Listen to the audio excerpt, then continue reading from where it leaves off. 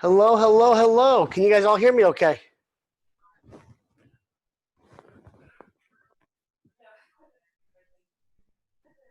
Mike, Yes. can you hear me? Thank you, Mike. I appreciate you. You're always on my first screen, so I'm going to use you as my temperature setting at times. How are you? Good, man. How are you? Good, good, good. Great to have you here. Good morning, everybody. Welcome to day 2 of Career Visioning. How are you feeling? Great. Sean Annan, good to see you today, buddy. Great. You too, Matt. You too. Yesterday was great. Awesome. Good, yeah, great to have you on yesterday, and looking really forward to today. Tell me, before we start, any ahas that came up last night as you're sitting back and you're thinking, wow, Career Vision was awesome, Michael Brand was okay. Any ahas that came up for you last night after you were kind of rethinking over the course of the day? I got to really focus on leveraging the right way. Leverage is key. The ability to do everything that we do is all based on leverage. To give you an idea, for those that don't know me, I own 4 market centers, 2 title companies, 2 referral companies, a real estate school. So all of that is only possible by finding and getting in business with great people in order to help give you leverage in doing those things. You know, very similar to Adele. Adele's got a huge business when it's all about finding great leverage that can help you accomplish all those things. So leverage is key, and not just leverage in your business world. Also look at leverage in your personal life. You know, after we had our 3rd child, Tyler, I kind of said to Amy, she's like, I really need help at home. I said, well, do you want to get a nanny or some type of a caregiver? She's like, well, I don't want to leverage that. I just don't want to clean the toilets anymore. So we hired a maid. And boy, do I miss her because we haven't had that maid through all of COVID. But you know, again, when you're looking at leverage, it could be something as basic as leveraging in your personal life. Another thing we did was I found I was taking time going to dry cleaners. So you get a dry cleaner to come to the house to pick up. So find those areas that you can steal back minutes. You know, stealing back a few minutes here and there over the course of the day makes such a big difference. What other ahas did we get? Other ahas that came up. Really focused on Get ready. building that big I'm life. increasing. For that person that asked, just so you know, my microphone is up as high as it goes. So please make sure you adjust your sound on your computer. And when it comes to sound on your computer, it's not just your sound, but go into audio settings. You also have a speaker control and audio settings in Zoom. So if you're not hearing me and your volume's all the way up, check your audio settings in Zoom. So, okay, thanks, Ariel. Appreciate that. Who else had an aha? I saw someone else about to talk there. I did, Mike. Joe DeVito, what's up, buddy? So one of the things I realized is that there are various administrative positions that someone can apply for, and at least someone who I am interviewing now has drastically different scores on the various administrative positions. Like you would think an admin's an admin, but they're not. So, you have strengths and weaknesses per role, and the KPA, I think, does a pretty good job granularly identifying those strengths and weaknesses. Yeah, it really doesn't. And look at the range, because what you'll find, there might be some times where you adjust what you're looking for based on yourself or the environment. I'll give you, for instance, I'm exploring a team leader candidate for one of my market centers right now, and they're low on the aggressiveness scale. They're kind of out of the range on the aggressiveness scale. In that particular market center, they need someone that's more of a nurturer and someone to kind of help and support and care. So I'm looking at that saying, you know what, being a little low on the aggressiveness scale may not be a bad thing in that environment. If I'm looking to hire someone to work directly for me as an admin, when you look at the structure, I look to have someone outside of what the behavior model says for structure, because someone that's too structured is going to drive me crazy, and I'm going to drive them crazy. What I mean by that is if we look at the structure scale, hopefully you guys can see this. We switch to blue. I think blue works better. If this is the structure scale, 10, 1, and the role calls for someone that's here, right? I am here. Actually, I'm way over here on the structure scale. So if I get someone that's here with me being here, we're going to kill each other. So I look for someone that's more in this range, even a little bit outside to the low side, because someone who's too structured is not going to really work well with me because they got to go and figure it out sometimes. So whenever you're looking at behavior for a specific role, hey, Anthony, can you mute your mic? I'm the host today. Emily's busy and I don't really have the ability to mute. I got you there. So when you're looking at behavior, make sure you're applying it to both you as well as the opportunity. And because it does make a difference. Because again, if I went too far, this gap would be hard to cover. And again, I put someone, again, going back to team leader on the same example. If you've got a traditional market, so again, this is the aggressiveness scale, 1, 10, and I've got someone, and again, for team leader, it calls in this range. If I've got someone who's here, but it's a market that's used to a nurturing environment, this team leader will break a lot of eggs. It will upset a lot of people. So you always want to look at it, but also apply some sense to both your behavior and the environment for the person. Make sense? Awesome, Joe. Thanks for helping me get on that tangent. Appreciate that. What else? What other highs did we get from yesterday? Michael, yeah, I realized yesterday that I really like an emerging talent. Oh, I do. I never really thought of that before. I like coaching people to them. I should probably be a productivity coach. I like coaching people and working with them for their talent.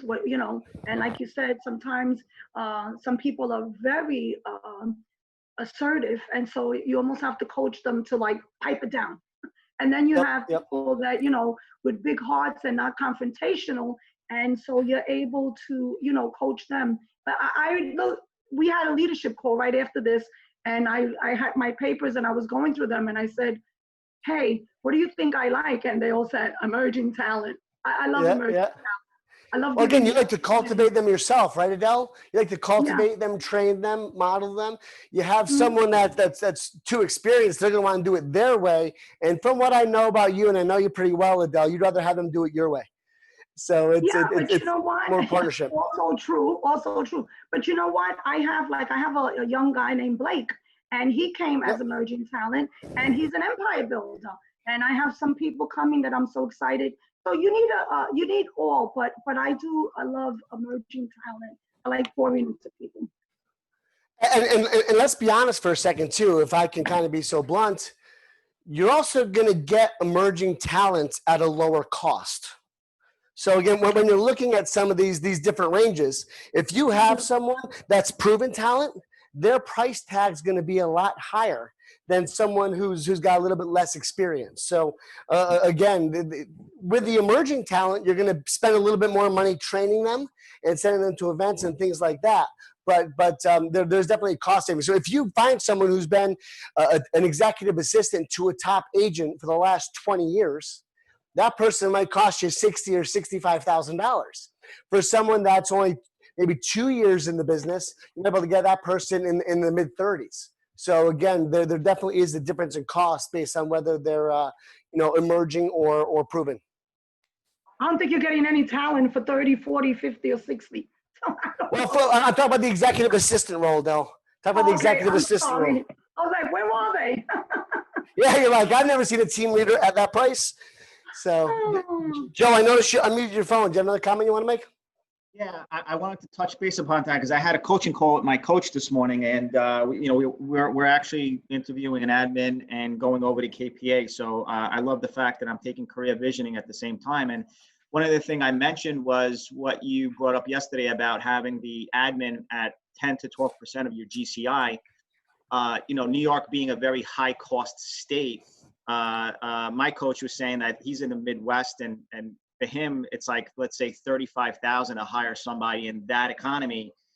I'm not sure if that number is accurate in New York, only because it's just so costly to hire people in New York. Like our number, I think, for a good admin, full-time admin, is probably about 45, not 30. So how does that play into the numbers? Do we just take a hit and say, okay, our number is not 10 to 12%, our number is more 15%, 20%? Well, no, but I'm going to challenge you a little bit there too, Joe. What's your average price point? Well, it depends on the market, but anywhere between 450, 500,000, let's say, on average. So that coach in the Midwest, what's their average price point? Well, it's probably less. I don't know. I mean, it's got to be less than ours, without a doubt. Yeah. But that's the point. You'll be able to get to that 10, 12% number on a lot less transactions. I'll give you, for instance, but back in the days where you had Chris Heller as 180 million, and you had Chad Goldwasser in Austin, Texas at 180 million. They were number 1 and 2 in the company. Chris had a team of about 9 people with an average price point of 700,000 in San Diego, California. Chad had a team of 25 people with an average price point of $188,000. So when you're in a market of different price points, you'll be able to do a lot more units by yourself than that person in the Midwest. Therefore, you'll be able to wait a little bit longer. That's why I like using units just as much as GCI. Because again, you're 24 units with a $500,000 price point, right? So what's that? 20 at a $500,000 million is $10 million in production. You know, they're 20 million at 200,000. They're 40 units at 20 units at 200,000 is only 4 million in production. So they can't afford an admin at 20 units as much as you can afford an admin at 20 units. I kind of mumbled that. Does that make sense? No, totally. Yeah, but I think it's a lot bigger than that. Like my experience over the years is that I had pretty good admins, and then what happened is, depending on how the market is, because we're so close to Manhattan, you know, an admin is an admin for, you know, most of what they do, right? Administrative work, it might be a different field. And I found that depending on the economy, people would find a $55,000 paying job in Manhattan. And okay, so they get on the train for an extra 20, 30 minutes. I guess maybe it's a limited belief that I have, but in New York, I just feel that trying to maintain someone long-term on a salary that's that low is very challenging. So let me quick, and I'm looking for a post I read this morning. Let's see if I can find it real quick. I'm not going to be able to. I think to some degree, I like the fact that you said maybe limited, because we've got to get out of our own head for a second. 2 things. Number 1, and we'll talk about it more on Friday when we talk about the offer. Compensation and salary are 2 different things. I could put someone on a salary, on an admin, on a salary of 35,000, but give them a compensation package where they can earn as much as 60 to 70,000. Oh, there right? You go. So, yeah. So salary is just one part of compensation. Again, this is kind of a little, giving a little carrot for Friday session. We're going to go into how a compensation package is very different than just salary. And salary is only about one fifth to 1/7 of the compensation package. Number 1. Number 2, what's going on in the job market right now? Well, there's a lot of people that have lost their jobs. Right now, taking career visioning is the best time you could ever take this class. I can't find the darn post. I wish I copied it. But I'm looking at retailers going out of business like crazy. Sears is only going to have 1 store left in New Jersey. J.C. Penney's is closing stores. Macy's is closing stores. The GameStop is closing stores. I mean, you're talking I went to this one strip in Morristown where they've got a pizza place, a Chinese food place, a Panera Bread, a Burger King, a liquor store. The entire strip mall was empty. They were all closed. They were all out of business. So, you know, we've got unemployment hitting 40 and 50 million people. This might be a great time to find someone who's unemployed from the restaurant industry or the retail industry that would love a Monday through Friday, 9 to 5 gig, making $35,000 a year, because they're used to working nights and weekends at $40,000 or $45,000 a year. So there's a reason I book career visioning right now. This is a great time to be an employer because you've got a lot of supply of possible candidates with a very low demand in the job market. So, Joe, if there's ever a time to hire someone and get great talent at a discount, is going to be right now with what's going on out there. So hold on to your seat for the next couple of days. You know, what you're thinking is not completely wrong, but I think this is a buyer's market if you're an employer. No, but I like what you said. I like what you said about the salary and compensation is different, because that's exactly what I said to my coach. I said, you know, maybe I have a low base of a salary with incentive and bonuses and other, you know, ways to get that compensation higher if they prove themselves to, you know, exceed, so to speak. Yeah, so what we'll talk about Friday is a basic salary with a per transaction bonus of maybe $50 to $75.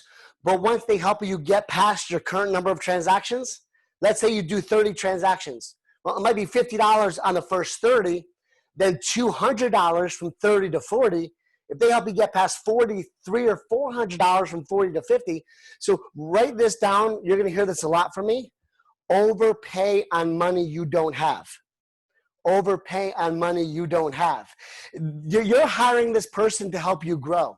And if they're successful in helping you do more transactions or increase your GCI, you're going to bonus more aggressively on that increase in business. So I believe in tying everyone to growth, where you kind of set up what you want to accomplish. And if you accomplish that, they're going to be able to accomplish what they want to accomplish. So you're going to tie them together. Again, that's a Friday discussion. I just want to give you a quick intro into that today. Any other quick ahas? I see a couple in the chat. Do you suggest the Monica Reynolds Perfect Assistant program to start with your admin? Heck yeah, because you know what? That is $1,200 as part of my compensation offer. So when I put the compensation offer together, I'm putting the Monica Reynolds Perfect Assistant Coaching Program, which is $1,200, is one of my line items. A computer is $500. So I would not hire an admin without putting them through the Perfect Assistant Coaching Program. I think that is money well spent. Mr. Holmquist, along the same lines, you need to blow things up and start fresh. You've done that a few times. and sometimes, especially a time like this, not a bad time to do that. Any other final ahas before we jump into the content? Hey, Michael. Can we get, hang on 1 second, Joe. Lisa Frazier, can we get details on the admin program? Go to mapscoaching.kw.com, mapscoaching.kw.com, and you can find all of the group coaching programs there. And yes, there's definitely admin coaches as well. Joe Koza. Hey, Mike, you said you wouldn't hire a part-time admin first. You don't go full-time. Can you explain that further? Here's the thing. You're going to hire a part-time admin. You're going to put time, energy, and resources into training them. Mm-hmm. That way, when you have more business, you can convert them to full-time. That's ultimately why people hire part-time, is to then convert them to full-time. Very rarely, and I'll use the number about 15%. 15 to 20% of the time, will that part-time person actually be a full-time candidate? They're part-time for a reason. I can't tell you how many people I've spoken to that started with a part-time. When they were ready for a full-time, that person couldn't shift to full-time because they're part-timers. And they had to go out and hire a full-time assistant, but didn't want to let go of the part-time person. So now they're sitting on 1.5 people. I would sooner say to someone, if it's a question of money, then put 3 months worth of full-time salary in the bank. Put 3 months worth of salary in the bank. And then you're going to do an aggressive 30, 60, 90 training plan, which, by the way, by the end of the week, I'll have dates set for 30, 60, 90 and success through others. I'm going to follow this up with that in the next 3 to 4 weeks. So we're going to go into that. Give an aggressive 30, 60, 90. If they're hitting it out of the park in the first 90 days, you're going to be able to afford them in the second 90 days. So again, Billy Pena, you just made the comment. If you want to share that story, feel free. He said, very true. I'm experiencing that now. I've seen a lot more instances where a person hired part-time, but that person couldn't go full-time than I've ever seen someone say I had a great part-timer that rocked it full-time. I'm not saying that can't happen. I'm just saying the odds aren't in your favor. Make sense, Joe? Beth? What I wanted to say is that where I see a lot of culture and exponential growth in teams is when every member of the team is committed to sourcing more business, including your ops and administrative staff. Yep.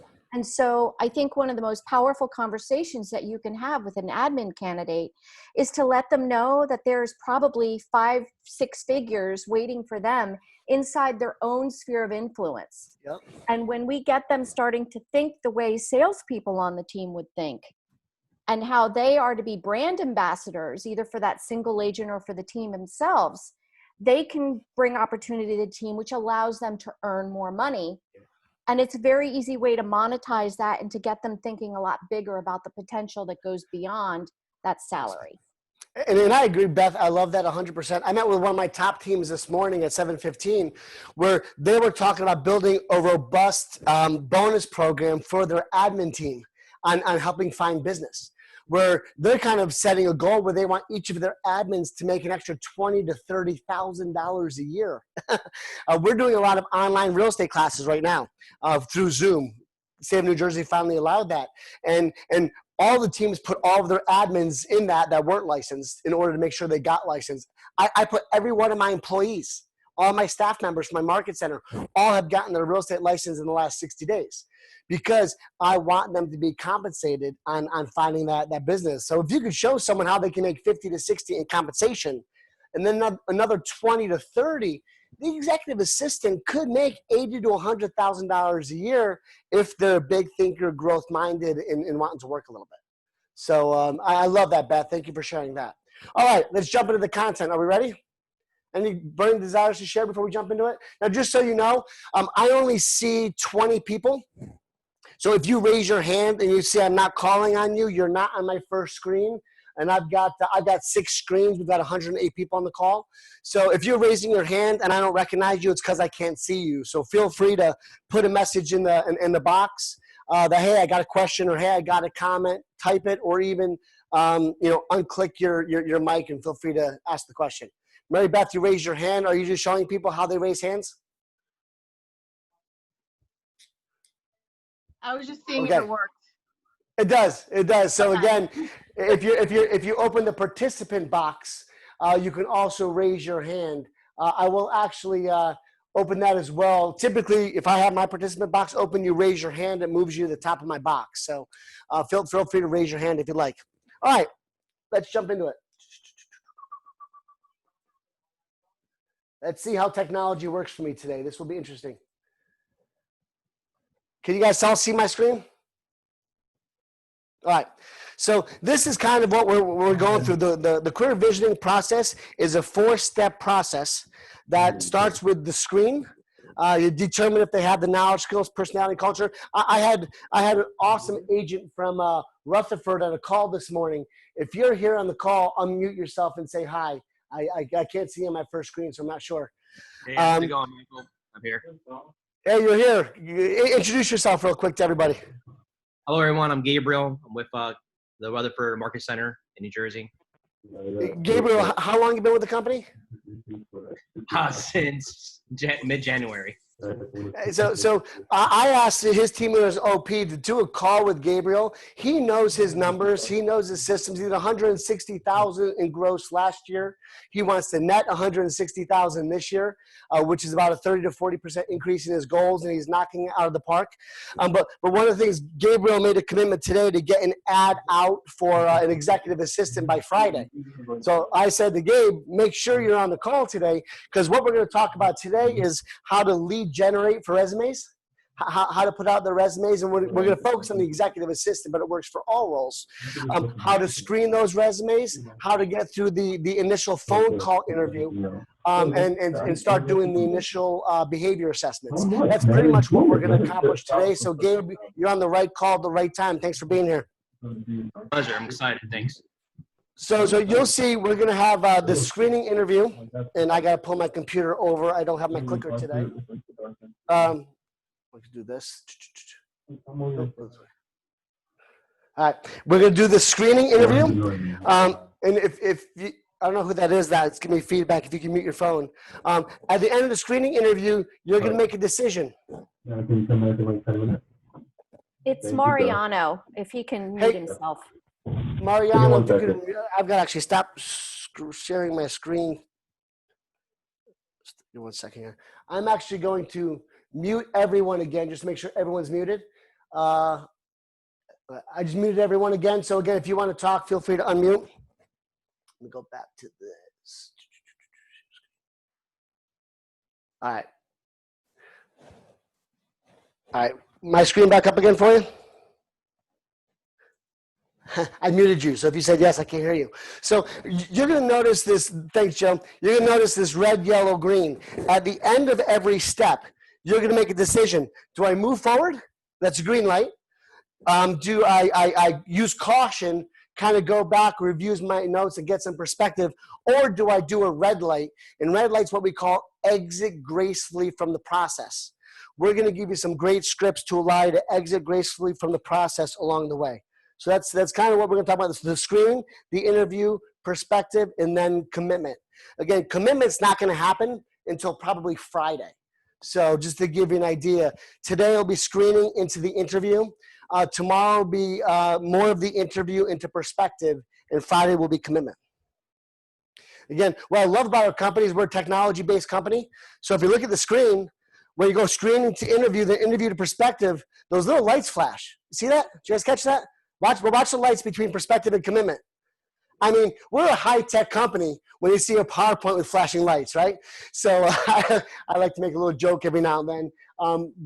If you didn't like that joke, know one thing. They only get worse from here. My jokes do not get better at this point. So be ready for pain if you thought that was not funny. So here's the process that we're going to be walking through. This is the career visioning process. The question we're going to ask ourselves is which qualities are hardwired and which qualities can be developed? Which qualities are hardwired and what qualities can be developed? The things inside the triangle are hardwired. You can't change them. The way they behave, the way they think, the culture, that's who they are. So you're going through the process to see, are these three things a fit for something that I want to deal with? Because as much as I like helping people, these are three areas you cannot change, you cannot affect. Their knowledge, skills, you can. If you find someone that has everything inside the triangle, but their knowledge and skills aren't there, that's okay because you can teach them those things. If their track record's not there, maybe they're newer to the job market, that's okay. You could be part of helping them develop their track record. So know that as you're going through this, the behavior and thinking, those are your first two interviews. That's something you discover early. You just develop in the first 2 hours of knowing this candidate. That's going to be a great time to exit gracefully if you find those two things are not a match for what you're looking to accomplish. And again, if you have a question as I go, because I don't have the chat box up right now because I'm casting the screen. If you have a question, please unmute yourself and ask a question because I will not be able to see the chat box right now. Mary Beth, I've known you for a long time. If you want to be a huge helper, if you want to keep an eye on the chat box for me, and if someone throws up there something that I need to address, can you just give me a heads up? No problem. Hey, Mike, I have a quick question. Shoot. Yesterday, you made the comment, someone's behavior and thinking is not a reason to not hire them. Correct. And then right now you just said during those first couple hours, it's a time you can exit gracefully. Yep, it is a time to exit gracefully. So what I mean by behavior and thinking is not a reason. I've seen people get the KPA back and say, oh, this person's not a match. I'm not even going to meet with them. Gotcha. So it's not a reason to not move forward, but I'm also not giving you a right to move forward either. You know, if I showed you that team leader thing before, where the aggressiveness is way down here, whereas the range is here. Yeah. If I just looked at that and exited, I'd be doing an injustice to the process because that person has great knowledge, skills, track record. They're an emerging talent, as Adele put it before. They've got relevant history in the real estate business. So again, some people will exit because a part of their behavior is not there. Now, again, on that, they're also a high medium match. They're not a low match. That one piece is not one of the major factors. We'll talk about it more when we get into the KPA. Now, what I'm saying is if someone's a low match and their thought process interview goes poorly, I'm not going to spend any more time in the process. So again, it's a great time to exit gracefully, but I wouldn't exit gracefully without doing the behavior and thought process interviews first. Make sense? Okay. Anytime you think I contradict myself, feel free to talk. Because again, I'm a big believer. There's people that taught Recruit Select for a long time, people that I greatly respect, that always said, if the behavior is not there, don't move forward. And we miss such great talent because people made the decision by just feeling the elephant's tail. You can't tell whether or not you can't tell if it's an elephant from just the tail. You can't tell it's an elephant from just the trunk or the tusks. You got to look at the whole picture. All right. So hiring managers, again, in the book, you're on page 75, I believe. In the book, you're on page 75. Hiring managers offer a salary to engage a person's services. So they look to hire someone, offer them a salary, and bring them on board. Recruiters enroll in or enlist people in an organization through persuasion. Recruiters, and there's some companies out there that have some pretty impressive recruiters that make you think the shiny penny that they have is a wow. I'm going to call a spade a spade. And I'm going to have to cut this out of the video later. Compass does it very well. Compass does it very well. They sell the concept of what they have incredibly well. We're finding a lot of Compass people leaving as soon as they can and coming back because what they were sold and what they were delivered were two very different things. So again, I might get myself in trouble by just making that analogy. That's okay because this is 120 people I trust and respect. So recruiters enlist through persuasion. Recruiters are selling a concept. Career visioning consultants, which is what we're talking about being through this class, get into business with talent by demonstrating value. They take you through a process because really the career visioning process is just as much for the candidate as it is for the career visioning consultant. Taking them through the process means just as much to them making sure it's a job or an opportunity they want as it is for us to get to know them in the process. Does that make sense? Have I insulted anybody yet today? Okay, well, the day's still young. I'm confident between now and 1, I can insult at least one person on the call. Let's see here. Again, hiring managers and recruiters have one goal. They have one goal, and ultimately their goal is to find a person to solve an immediate need. To find a person to solve an immediate need. What do we call that typically in the career visioning process? We call that a relief hire at times. Hiring out of relief, hiring out of pain. I need something now. Let me just put the right person in place. There's nothing more challenging, and I've got it right now. I've got a market center with no team leader, and I need a team leader there. I put 2 team leaders before the 2 team leader candidates before the ALC and top agents, and I realized that neither of them were the right fit for that market center. So I chose to extend my pain and go longer without hiring because I'd rather take longer to hire the right person than move too fast and hiring potentially the wrong person. So again, hire slow, fire fast, we often say. But it's best to go through pain, to wait for the right person, than to hire the wrong person out of relief.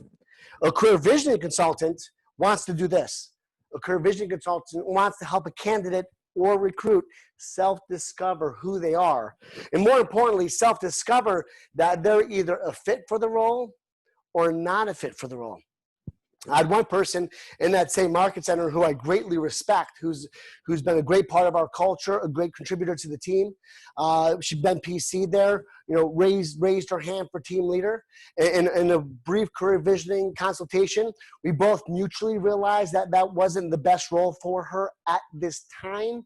We're currently in talks about making her the assistant team leader because that would be a nice step for her along the path in her leadership skill building career. So again, career visioning adds a lot of value to each person throughout the process. Also determines if they're the right fit for your organization.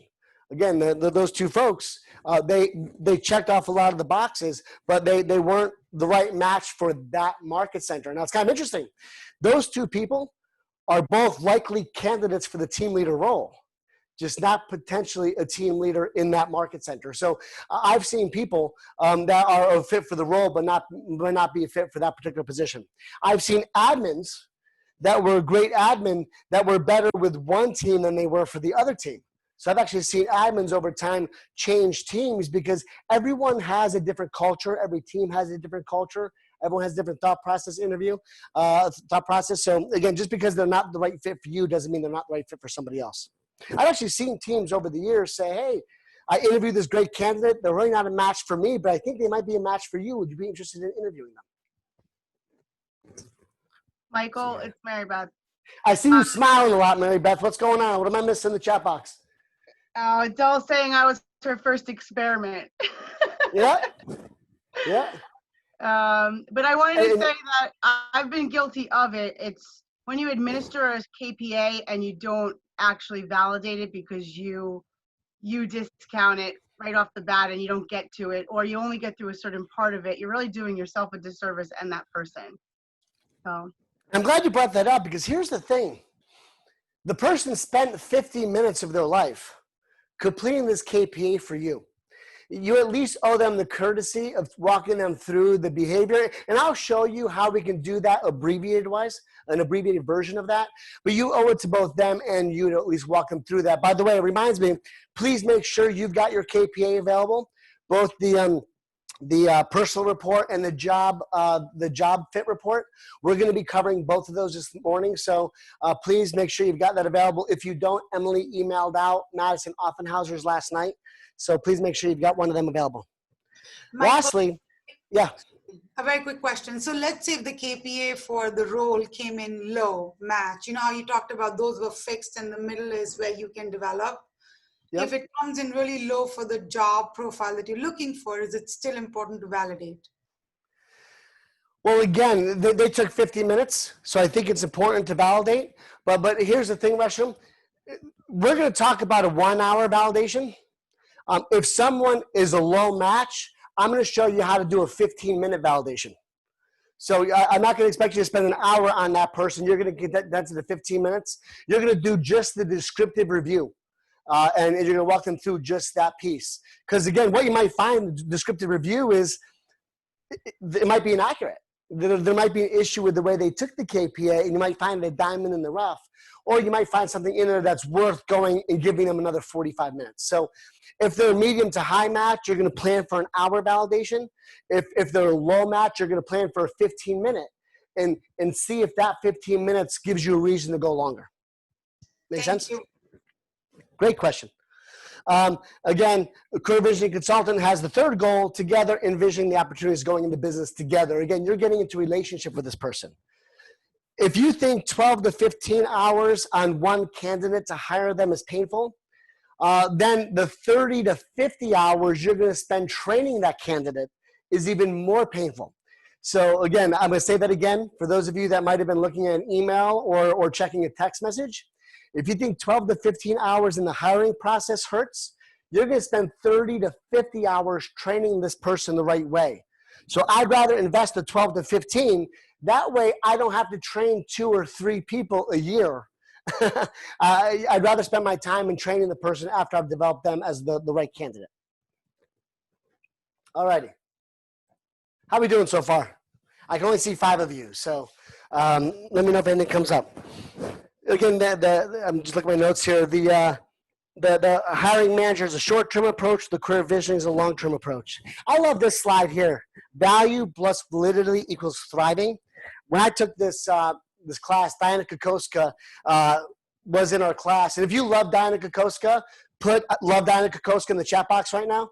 Because she's an awesome, awesome lady, and I love every chance we have to listen to Diana. She actually said in there, write this down, we don't attract what we want. We attract what we are. We don't attract what we want. We attract what we are. So if you're every candidate you have is oof, go back and look at what you're putting out there. Look at what you're putting in the ad. Look at how you're handling those conversations, and put the mirror up a little bit. Because again, we attract what we are. And then she also said, we need the value to attract the talent. We need the value to attract the talent. So, you know, for Market Center leadership, I'll often say, what does your training calendar look like?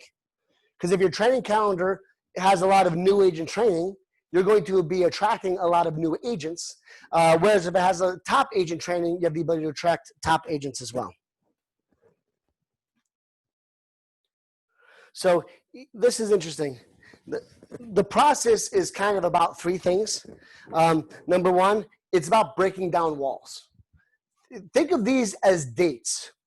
Every time you meet someone, it's the first date to the second date to the third date to the fourth date. Everyone always looks really good on that first date. Again, I'm going back 20 years on my first date. Everyone always looks really good on the first date. By the second date, they relax a little bit. They kind of say more, and you can't give alcohol in the career visioning process. If you could, you'd probably see even more about that person. By the third date, you want to cover more. And what starts happening is first, second, third, fourth, if you start getting a bunch of red flags, when someone's going through the interview process, they want to keep all those red flags to themselves. They don't want you to see them. So this process is about breaking down the walls, seeing what those flags are that come up to see if that's a person that you want to hire. I'm going to kind of stop the share for a second because I'm going to say something that I hope you find funny. When do you think is the best time of the year? The best time of the year to hire someone? If you were to pick 12 months out of the year, the best time to hire someone, what do you think is the best time to hire? When? During the holidays. Fall. Holidays. Yeah, I'm hearing, I like hiring someone just before the holidays. I like hiring in October, November. That way my 90-day plan is in November, December, January. Because here's the thing. If someone's got issues, they come out during the holidays. You're going to see the most emotional someone will ever be during those holiday times. I'm not trying to be rude or insensitive, but oftentimes when you hire someone in February, you get to the holidays, you're like, oh my God, I've got a handful here.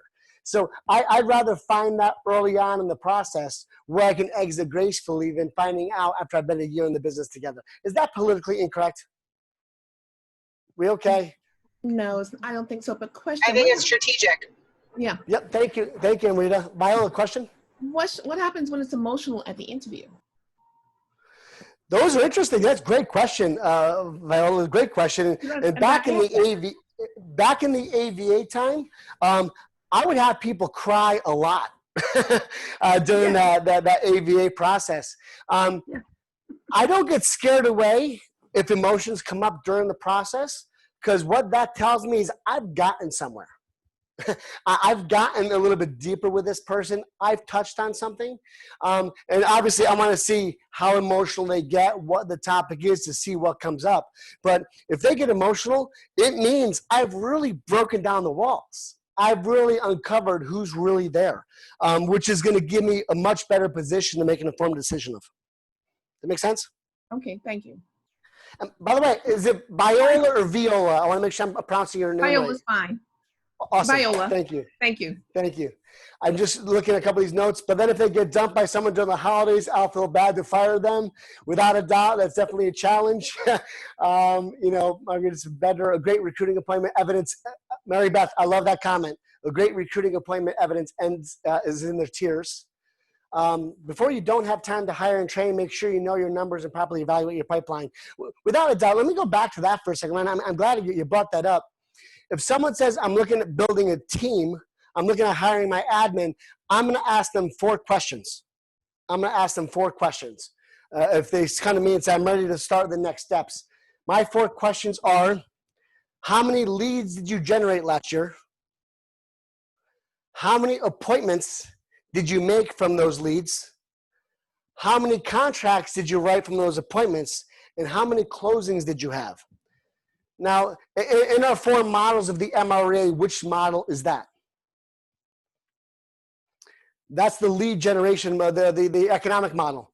That's the economic model. That's knowing the goals to appointments to conversions. If you don't know that, you may not be ready for step 2, because that's kind of where everyone should start. You should have an idea. And before you get to a buyer's agent, you really need to know leads to appointments. So you might hire that executive assistant to help you track your appointments, but please don't go on to the buyer's agent until you, thank you, Michael Guerra. You are the best note taker scribe I've ever had. You definitely want to know leads to appointments, to contracts, and what those conversions look like. I see you shaking your head there. You want to know those conversions before you get into the buyer side of the business, because again, you should have some leads to benefit a buyer's agent. Michael? Yeah. Okay. You have a lot of agents here, which is awesome, by the way. Congratulations. Something just experienced, and I think it's important. When people show up, believe who they are. I had an appointment about maybe 4 months ago, and she showed up late. She showed up disheveled. She looked like she rolled out of bed, quite frankly. And I said to myself, this is her best. Yeah. And maybe a couple of years ago, I would have said, well, I'll get a hair done or something like that. But when people show up, you know, guys, look at what's showing up. It is, believe what it is. I guess that's what I want to say. So you're actually you're jumping ahead of my script, Adele. You're killing me here. So I talked about this during the interview phases. Two things, I mean, I've had lots of these. The two stories I point out the most was I had one gal who got there 25 minutes late and talked about how she missed this bus and missed that bus and missed this bus. So again, what I'm hearing in the first 5 minutes is she didn't have reliable transportation. So if that's happening, the interview is going to happen throughout the process. Another person came in, a young person with jeans with rips in it and a t-shirt, a white t-shirt, a v-neck. Actually, I walked up to him. I said, hey, Michael Brand. He's like, John Smith. Great to meet you, John Smith. Good luck in your next interview. I'm going to suggest you dress better for the next one. Have a good day. I didn't give him a second. To me, if the respect he had for his future employer was coming in ripped patch jeans and a t-shirt, then the most respect I was going to give him back was give him a quality piece of advice to make sure his next job interview goes better. So again, your time is valuable. You're going to give your time. That woman that showed up 25 minutes late, I gave her 5 minutes because she was at least dressed well. But after she went through the story, I kind of explained to her that, you know, my first question on my initial phone call, on my initial pre-screening phone call, my first question is, do you have reliable transportation? So when you show up when you answer that question, yes, when you show up to the interview late, you've already lied to me in our first question. So I kind of gave her the chance to evidence that as well. Viola, I saw you unmuted. Do you have a question or comment you wanted to throw out there? Well, no, my thought went to the millennials and the fact that, you know, today a lot of people are dressing, you know, jeans. The dress code has changed completely. So that's what I was wondering about, the imbalance. And I'm glad you brought that up, Viola, because that was also 9 years ago where we didn't have as much of the casual dress as we have now. Now, here's what I like about where we are now. My screening interviews, if I'm hiring someone, my screening interviews will be via Zoom. I will do the initial 5 to 7 minute interview via Zoom. Thank you, Ariel Self. I'm a millennial, and she still dresses to impress. I'm going to do my first interview via Zoom. I'm going to do it like this. I've got the camera mounted on my wall. If you guys saw the ad for this class, that was a shot. I've got a 65-inch flat screen on my wall with a TV mounted under it. So I tend to do phone calls and meetings this way. So if I'm doing a Zoom meeting with someone, they're seeing how I dress, right? So I'll be curious if they model the way I dress when they come to that interview, because that to me is a sign of intelligence. If they see me dressed in a suit with no tie and show up in jeans and a t-shirt, they miss their first hint. They miss their first hint. Jennifer Hamani, these are easy examples. The difficulty for me is when it's less evident that they're not a match. People that dress well in their time, but not a good match. Jennifer, stay patient. We're now through the first step of a 6-part process. The group interview, which we're going to get to either end of tomorrow or early Friday, to me is the most crucial interview, because that's when you put them in front of some of your peers and some of your teammates. And that's when you really get to understand a little bit more about them. So know that these are just examples of the first pre-screening interview. You're going to have 6 opportunities, 6 meetings along the way in order to learn more about them. So I'm going to go back to this. We are way behind schedule. That's going to kind of be the story of our time here. Number 2, this process is about maintaining neutrality. Maintaining neutrality. I want you to write down these 2 words next to maintaining neutrality. The 2 words are me too. M-E-T-O-O. Me too. Then after you write those words down, put a big X across those 2 words. At no point during the career visioning process should you say, me too. This is not a time to bond. This is not a time to build a relationship. You're looking to uncover as much about them as possible. And as a high I or a highly sociable person, I've got to be careful that I don't like this person too much during the interview. Because if I do, I'm going to want to hire them because I like them. And that could get me in trouble down the way. So again, it's about maintaining neutrality. You're there to understand whether they're a fit for you. And then lastly, you want to be able to hit the eject button at any time. Hit the eject button at any time. Again, you want to be able to exit gracefully. Again, that truth statement I love. Your enthusiasm for the candidate coupled with your need to fill a position can cloud your judgment. Put 2 big stars next to that. I believe it's on the bottom of page 77. Your enthusiasm for the candidate coupled with your need to fill a position can cloud your judgment. I almost did that. One of the team leader candidates, actually both the team leader candidates I put in front of the one ALC, I like them both. During my first couple of conversations, I found a little bit too much in common with one of the candidates, which could have clouded my judgment. I used the ALC as a way to see if that person was the right fit. So the process, just kind of start hitting some of these slides a little bit faster here. The process is all about building your bench, all about having people in the pipeline for potential positions. So you always want to be recruiting. You always want to be looking at candidates because you're never going to know when you need somebody. So you never want to be in a position where you don't have someone to hire for a position you need. Building a bench is one of the biggest talents of building a big business, of the biggest challenges of building a big business. Again, begin with the end in mind. Never be the smartest person in the room. You're in this class because you're looking to do something differently. You're looking to do something in a way that you've never done it before. It's going to be painful. We know E to P, right? Entrepreneurial to purposeful. The career visioning process is about being purposeful. It's also E to P also stands for easy to painful. Entrepreneurial people do what comes easy to them. Purposeful people do what comes painful to them. I don't care how long you've been going to the gym. For many people, going to the gym every day is painful, but you're doing it because you're looking to take care of your health, you're looking to take care of your body, you're looking to take care of making sure you are the best version of yourself. This is very similar to that. I like this. Again, this goes back to the part-time hire.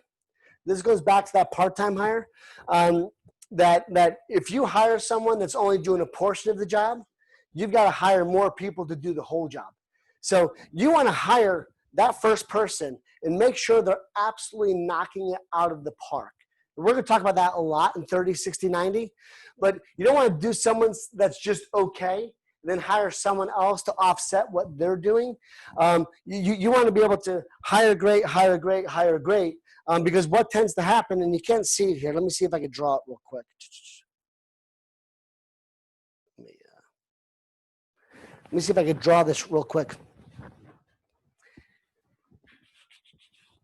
If you hire someone that's not absolutely awesome, you go into that picture that looks like this, and you hire 3 people that are only doing a fraction of the job. What tends to happen is you start getting a lot of this. What this is, this area here, this is overlap. This is where you have multiple people, perhaps touching this area here is overlap. Multiple people perhaps touching the same things. Because you didn't have a great person, they're now stepping on each other's toes.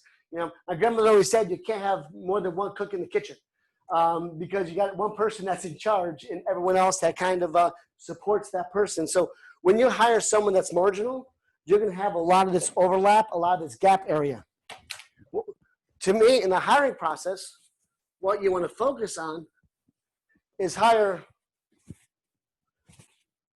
one great person, right?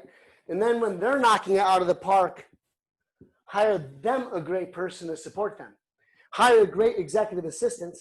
And when the executive assistant is knocking it out of the park, you say to them, hey, what parts of your job would you like to offset onto somebody else? What parts of your job do you want us to hire a replacement for? And then you hire this person to support them. And now this person not only is a rock star, but they're also responsible for training, supporting, and helping this person. That way, when you get a buyer's agent, perhaps, that's knocking it out of the park, making 6 figures, then you can hire another person, whether it be a buyer's agent or a showing specialist to help that person. Because what's the span of management? What's the most number of people that you should be having as direct reports to you? Rebecca, I think you just put up 5, 3 to 5, 3 to 5, right? So again, if this is your admin arm, this is your sales arm, this is your listing arm, perhaps you get into the lead generation or ISA that ultimately supports some type of an expansion concept. So again, you don't ever want to have more than one admin supporting, reporting directly to you. Those additional admins should work for that person. Buyer's agent hires a showing specialist. Perhaps buyer's agent becomes a lead buyer's agent. You want your organization very narrow but deep. Very narrow but deep. Aerial Self, I'm seeing I get so many leads as a top rental agent in my area. Would you suggest hiring an ISA as my next hire?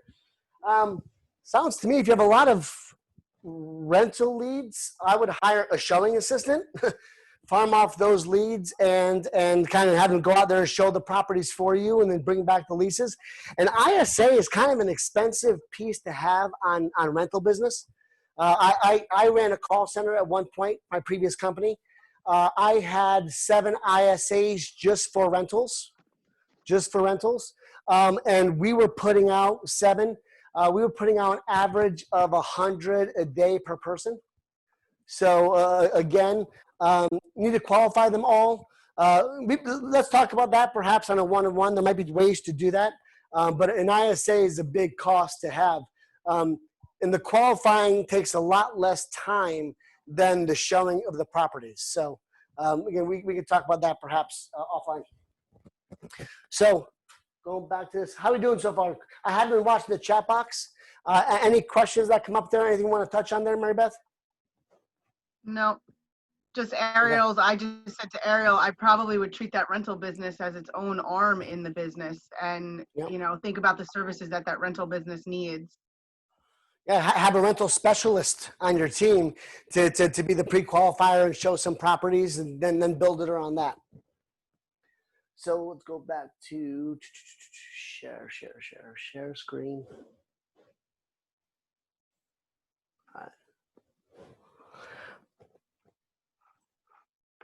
Again, this next slide is kind of what I just built out there, right?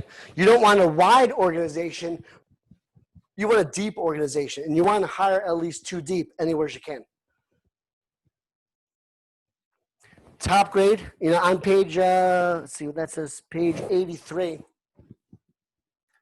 You always want a top grade. Until someone's maximized. I was on a panel back in my early years with Keller Williams with this guy from North Carolina. He said he has 4 buyer's agents, and they all make over $100,000 a year. Now, if you're on the call, who here has multiple buyer's agents all making 6 figures?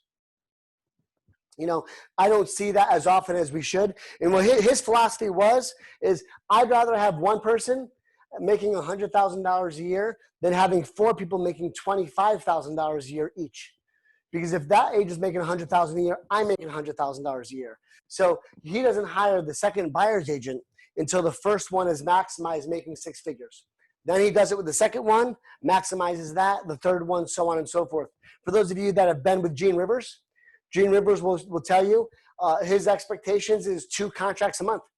If someone's not writing 2 contracts a month on the team, they have 90 days and then they're off the team because he needs his people doing at least 24 contracts per year. So again, Michael, just real quick. Yep. Just because we're kind of touching on it a little bit, I think one of the big things, obviously, you know, Lisa and I, you know, you have your KPA for the personality assessment as well as the job fit description. But I think one of the things that we kind of missed over and we just went surface on was making sure that our business models, plans, and goals were able to facilitate the goals of the person that we were hiring. Getting a little bit more in depth about what they truly are, their end goal is versus, you know, you can make X amount of dollars or you can get to this level. And it was kind of like we assumed that that was the path that they wanted. Have you taken career visioning before? I have not. This is gonna be exciting for you then, Ryan. I'm excited for you. The fourth conversation, which is the motivational interview. The motivational interview is where you'll tap into that. That's where you'll say to the person, hey, 5 years from now, what does your job have to look like to be absolutely amazing? What does your income have to look like to be absolutely amazing? What else in life is important to you? What would that have to look like in 5 years? So in the motivational interview, you actually start mapping out what a 5-year picture looks like to that person. So you really get into their big whys and really into where they want to go. And that to me is the most important piece of this. The more they want for themselves, the more you're gonna be able to put pressure on them, support them, and help them. So, you know, I think from what I heard from what you just said, I think the motivational interview will be a good part of this process for you. Make sense?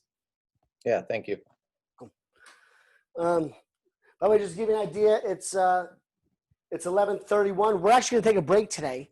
We're gonna take a break at about 11:45 for about 5 to 7 minutes, and then we're gonna come back and roll right through right into 1 o'clock. So, you know, fuel your bench through lead generation. Again, you're constantly seeking and attracting talent. Anyone you talk to, you want to say, is this person right for my downline or are they right for my team? You want to constantly be looking for talent because you're never going to know, A, when that talent's going to show up, or B, when you're going to need that talent. So what we're going to talk about today is step 1, the screen test, which you do as part of the hiring process. You also do that as part of the recruiting process. Again, the recruiting process is the personal report. The hiring process is the job fit report. 2 different reports you have in the KPA. Step 2 is the interview. That comes up in both the hire and the recruiting process. Step 3 is perspective, which comes up with both. And step 4 is the offer. So whether you're hiring someone or recruiting someone, both of these things are going to come in handy.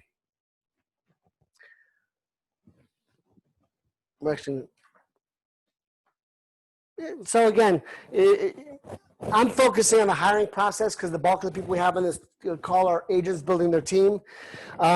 If you're building your downline, then that recruiting process is important. The downline building is where you get into the me too. You forward, you find commonality, you're building the relationship. You're looking to understand each other. So again, in the hiring process, it's about maintaining neutrality.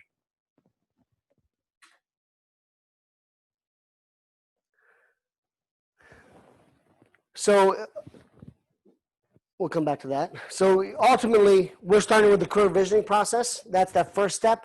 And then we're going to get into the success through others and then the 30, 60, 90. We'll get you dates on those other 2 classes in the coming weeks. I'm going to come back to ahas before break. So hold on to those for just a second. So again, we're going to talk now about the screening interview, how you filter candidates, how you rank candidates, and then how you establish the basic track record. And then you'll have the chance to stop and determine whether or not you want to move forward. So first and foremost, who are you looking for? Who is your hire? You need to build a very clear picture of what that we used to call the missing persons report. Who is that person you're looking for? And then what's their job profile? What are they going to do? What are their responsibilities? If we're the market center, we've got very clear job descriptions: operating principal, team leader, MCA, receptionist, director of agent services and technology, assistant team leaders, call coordinators, productivity coaches. In an agent business, it tends to be more like this. And again, this is the 7th level agent business, which is you, the CEO, your operations, your lead gen, your sales, and your expansion. Again, we're focusing in this class in the executive assistant hire, which would be the first hire in that operational area. If you're saying, what does the job description look like? What does the job profile look like? Here are all the roles we currently have a job profile for. Here are all the roles we currently have a job profile for. So again, in the agent team roles, executive assistant, director of operations, showing assistant, buyer's agent. So that big list. This is what the job role looks like. Cool. We sent that to them, correct? The job profiles too? The job profiles were one of those links? Yeah. This is what a typical job description looks like. It looks like, who are we? Who are we looking for? What will that person do? What are their essential duties? What are the communication? Again, we're on page 103, 104 of your workbook. We're on page 103, 104. Actually, I see it on page minus 99. So 103, 104, you can see exactly what that job profile looks like. Do you guys know where you find these? Do you know where you find these? So you should have, I believe we emailed them to you yesterday. If you do not see them, you go to KW Connect. Go to KW Connect. Thank you, Rossi. Go to KW Connect. You look up career visioning, and you open up that, and you'll see materials as part of that. So if you just go to KW Connect, career visioning materials, you can download all the job profiles. In that, and the who we are looking for is where you're going to start with your ad. So again, do me a favor, go to page 10. Mary Beth, you corrected me, it was page 103, I believe, in your book. Go to the part where it says who we are looking for. This is your ad. This is the start of your ad. You're going to take this, you're going to customize this, you're going to adjust this, but this is going to pretty much be what you're going to put out there as part of your advertising. Don't go and recreate the wheel. I see a lot of agents getting hung up and stuck because they don't know what to put in the ad for the person.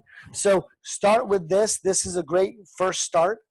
And then you'll add some things about this as part of your process.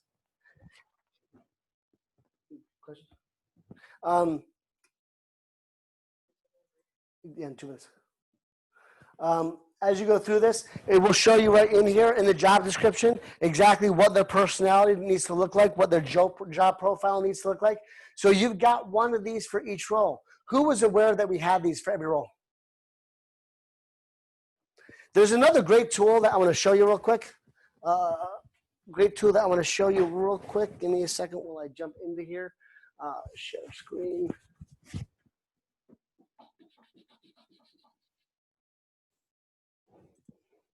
Can you guys all see my internet browser right now? Okay. Keller Inc.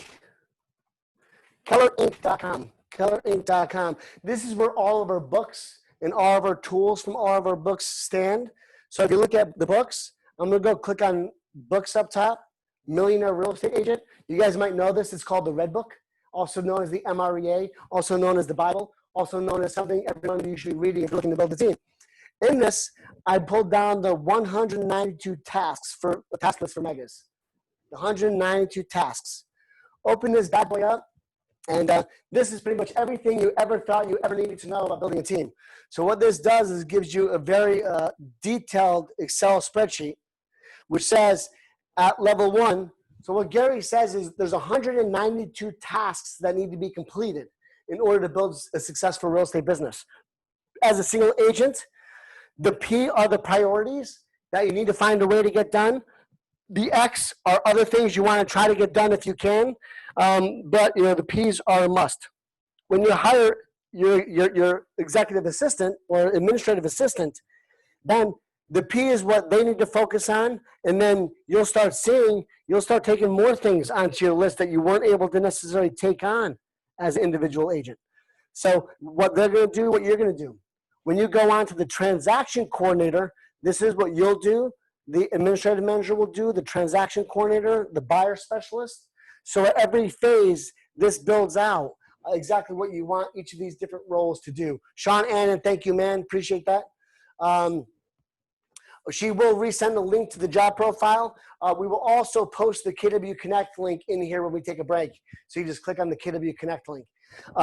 So that's a really cool, the task list is really detailed in what you need to know. Now, Gary will talk about hiring admin, then buyer leverage. Admin, then buyer leverage. I think that makes sense in a world where we have an average price point of 200 to 250,000. You want to bring more administrative support before you hire buyer leverage. In most of our market, which is a 450 to 500 price point, we typically say executive assistant, buyer leverage, back to administrative support. So again, Gary will say admin, buyer. Here in the Northeast, we tend to go admin, buyer, admin. Thoughts, comments, questions, concerns, excitement so far? Yeah. One more thing I want to touch on, and we're going to take a break.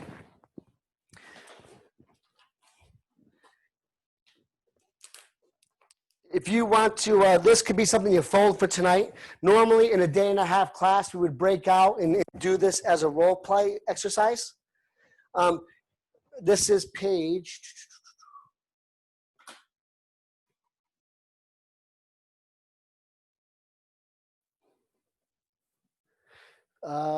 page 107. The slide looks like this.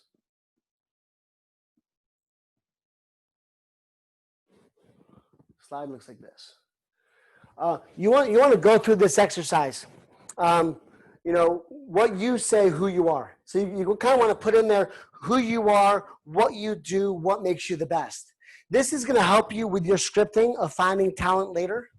Who you are, what you do, what makes you the best. So, you know, how you communicate your value proposition, how you communicate your real estate business, how you communicate what you offer for people. What makes you the best? Are you ranked high in your market area? Do you do a certain number of transactions a year? Do you have a high list price to selling price ratio? Do you have a low days on market? So you'll put some language of real estate in there. And then you want to go and find what other people will say about you. You might even call some past customers and say, hey, or look at some of the reviews you've been given over the past. What do other people say you are? What do other people say you do? You want to start building out this script, because as we go through the next step of finding candidates, this script is going to help you understand how you communicate very succinctly exactly what you do for people and what you offer to people. So again, that's just a little exercise you can do on your own in order to put some words around the value proposition you offer. Before we take a break, thoughts, comments, questions. Jennifer, I see that question. Laura, language of real estate. Language of real estate. It's not just one to say, I sell real estate, but you know what? Our market center is the #1 market center in all of GSMLS out of over 1,250 market centers and units closed. We sell roughly 1,850 a year, which puts us in the top 10 according to Real Trends in our state as far as transaction closed by a single office. So that's, which sounded better? I've got a great real estate office, or that second part. So the second part is what makes you sound a lot more, like Gary will call the local economist of choice. How you don't just say you're great, but you say you're great with giving examples of what makes you great. Thoughts, comments, questions before we take a quick break? Thoughts, comments, questions? Very eye-opening that most part-time hires never move to full-time. Very, very rarely. I see a lot more of the opposite. I can only pick out 2 or 3 agents, you know, off the top of my head that started part-time that I personally have hired, that started part-time that built a big $30 million plus business. So again, not saying it can't happen. I like to put my bet with the odds. Go deep. Thank you, Chad. Any other thoughts, comments, questions, excitement you want to share before we take a quick break? I think we need a break today. You guys seem a little low energy here. So it is 11:44. Let's take 6 minutes, get right back together at 11:50. Sound good? Stretch your legs.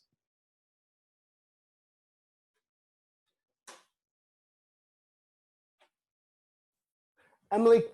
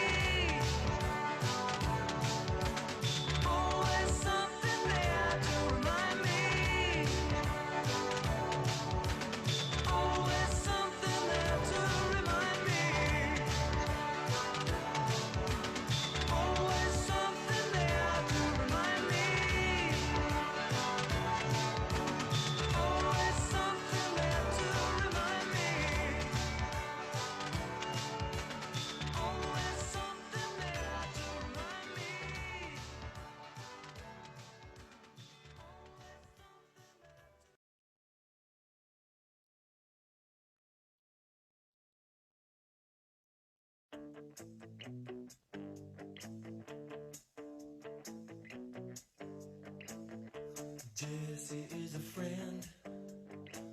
Yeah, I know he's been a good friend of mine.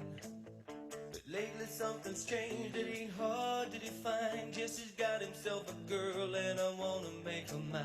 And she's watching him with those eyes.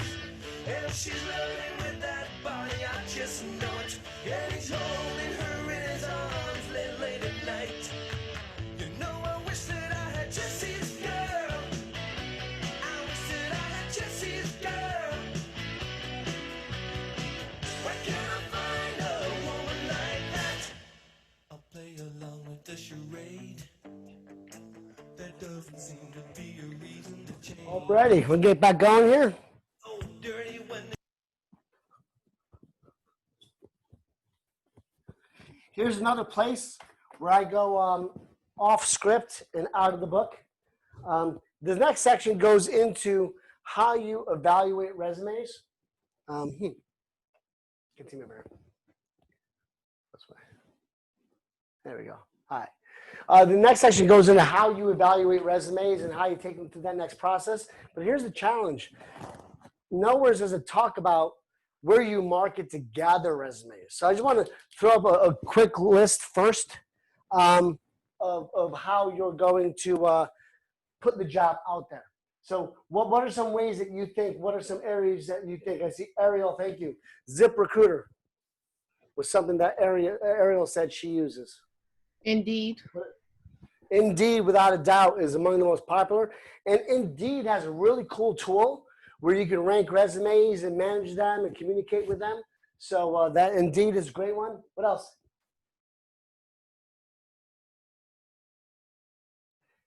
So, let's talk about that. Ariel said, email all your clients in database. I'm gonna put email clients in database. Can you mute that person? Is that for me? Well, India, we're gonna mute you. I'll just mute all and then mic there. I'm gonna put email clients in database and Facebook in the same category for right now. What I mean by that is there's two things I avoid doing. I avoid hiring friends and I avoid hiring family. So the challenge you have when you get someone as a referral through your sphere of influence and you decide not to hire them, it could reflect poorly on you, or if you decide to get out of business with them, it could reflect poorly on you. So if you're hiring someone through Facebook, especially one of your friends that reaches out to you, you might want to make buddies with somebody that will be the bad guy for you. You'll be the bad guy for them. Where if you have someone from your sphere that reaches out, you can say, hey, you know what? I'd love to consider you for this opportunity. Let me introduce you to Mike Richardson. Mike Richardson does the initial screening for all of my potential candidates. So you need to get through Mike first. And then let Mike do that initial KPA validation with them. That way he can exit gracefully, so therefore it protects your relationship. Or your team leader or someone else in the office that you work with. So you want to be careful. I've seen lots of times where someone has burned the relationship with a past customer because they either didn't hire the referral or they hired them and then fired them, which could cost you future business. Does that make sense? I'm just want to look at some of the stuff that came up in this chat box. Is pretty good. I saw Wise Hire come up here a few times. Wise Hire, I'm gonna let you guys look at the chat box. Craigslist, here's the thing on Craigslist.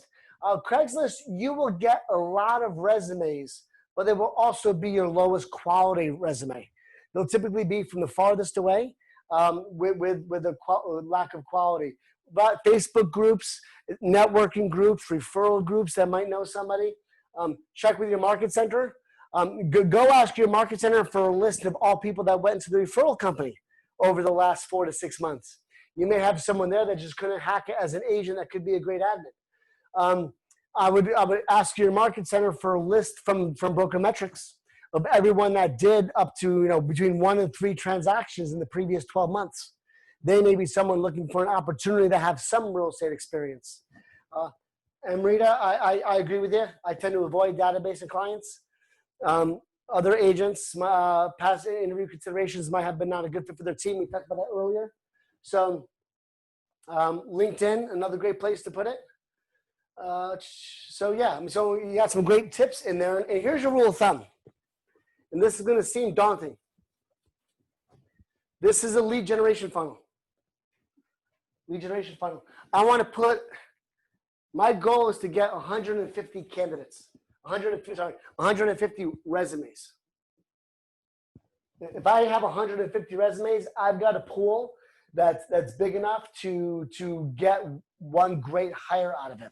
150 resumes. I want to pull that down to somewhere around 35 to 40, which I might set up as a brief phone interview. And again, this could be 5 to 7 minutes. 5 to 7 minutes, which you would do via Zoom. Of that 35 to 40, I want to get somewhere around 15 that will do the initial KPA assessment. And narrow it down to somewhere between 3 and 5 that I get to the background check and group interview in order to get one great hire. So this is kind of the funnel that I look at, because here's the thing. If I only get 5 resumes to hire one, I might have gotten the best available candidate, but it may not be the best candidate. Do we get the difference between best available versus best? You know, if I'm doing these kinds of numbers, I know I've got a big enough net. Think of it as a net to throw out there. A big enough net to throw out there in order to truly get the best candidate. Sound good? Now again, this is for executive assistant. You know, every role, it's a slightly different number, but that's what I typically find with executive assistant. Any questions on, would it make sense to hire a company to help you hire? Carly Ringer, great question. There is a company out of California. I can get, oh, you lost me. There is a company out of California. I can get you their information. And there's another company out of Maryland. They're former Keller Williams people that specialize in hiring the first assistant, the executive assistant. You pay them roughly $3,000 as a finder's fee. They know the KPA, they know the process. They help take you through the process. For MCAs, I've had a lot of success with Robert Half International for MCAs, but it's also pricey. I mean, I pay a 20% finder's fee to Robert Half International. So if I'm hiring someone that's $70,000 a year, I'm paying a $14,000 finder's fee for that. So I will typically make them part of my process at MCAs because I only pay them if they give me a great candidate. So, you know, for me, it's a lead generation source. So that's what I would say about Michael, that. I have a question. Sure, Christine. So I know we have the KPA system. Is there a way in that system to sort or to search for good candidates for other positions? So you know how we have the job fit report and that comes up with all the different fits for a candidate? Is there a way to pull that information from the KPA if we're looking for another position? Say that candidate wasn't a good fit for I wish I could say admin. yes. I wish I could say yes. I know that part of the eventual goal is to make that a searchable database by score. That was part of the original plan they put out there 4 years ago. They've never gotten there with it. So you'd have to literally go through and pull up each individual profile in order to see what their score match is. So today, Yeah, because unfortunately, that's, it's not searchable. to me, that's like a great bench. I mean, it's candidates. We just need to find the right position for each one. Well, and then that's why I say to you here, if you're looking to hire an executive assistant, go to your team leader or OP. They may know someone in the market center that they've already, go to your productivity coach. They have people that may not be having success jumpstarting a real estate business, but have a good understanding of what's going on. Again, there's lots of people that are great with buyers and sellers and admin that just aren't good lead generation people. So definitely check with your team leader, your OP. Here's my perspective on team leaders.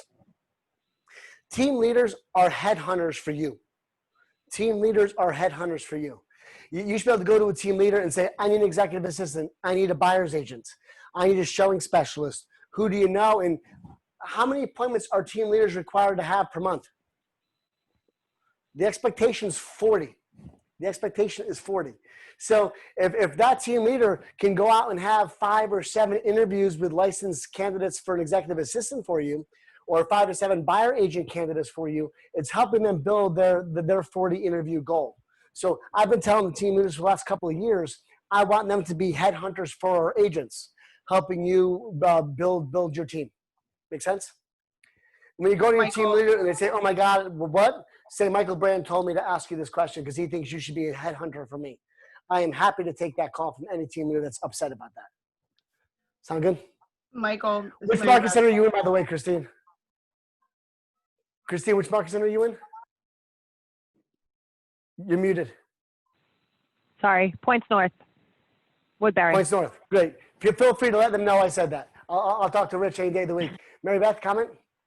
Well, as a team leader for over 10 years, I embrace that part of our role.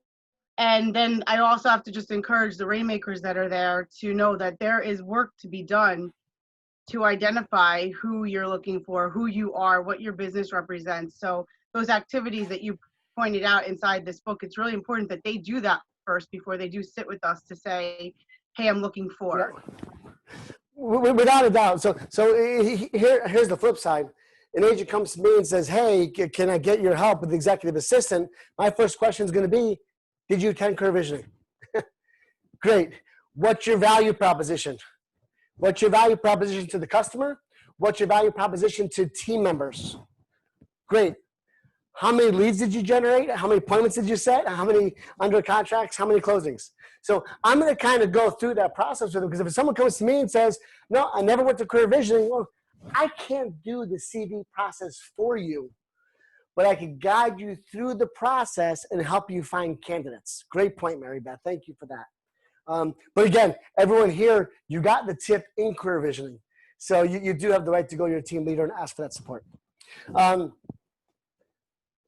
got to tell you, I'm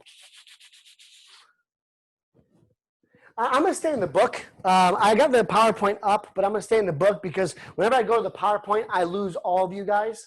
And I'd rather guide you through this way. So on page 109, it says filter. Page 109, it says filter. This is kind of the process to filter the resumes. So number one, what experience does the candidate have? So if I've got a resume in front of me, right, I'm going to go and star all the experience they have on their resume, put a little asterisk next to it. That relates to the job profile I've created. What experience in the job profile is missing from the resume? Perhaps I'll make a note. Is a real estate license a must for you? Is it preferred but not essential? So maybe they're missing real estate license. Maybe they have no college degree or no bachelor's, no associate's degree. So you'll make some notes in here on what's missing. What skills do they have? So what, maybe they know Excel or they know PowerPoint or they've got familiarity with Publisher. So you want to circle, you want to highlight, you want to mark these up.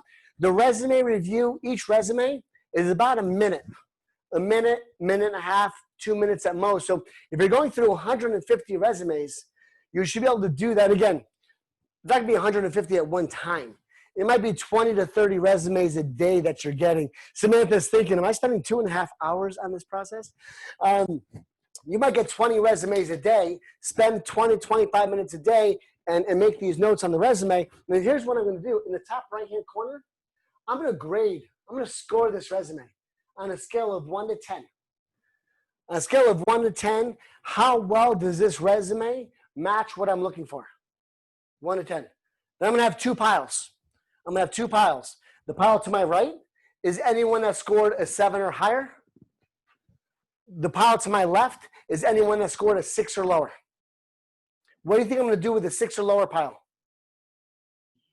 I'm going to put it back here. What's that, Michael? File them in the trash can.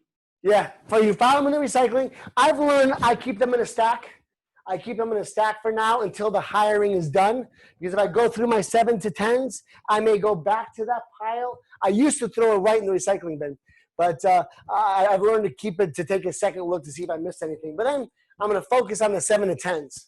And the 7 to 10s is who I'm going to go and set up some one-on-one appointments with.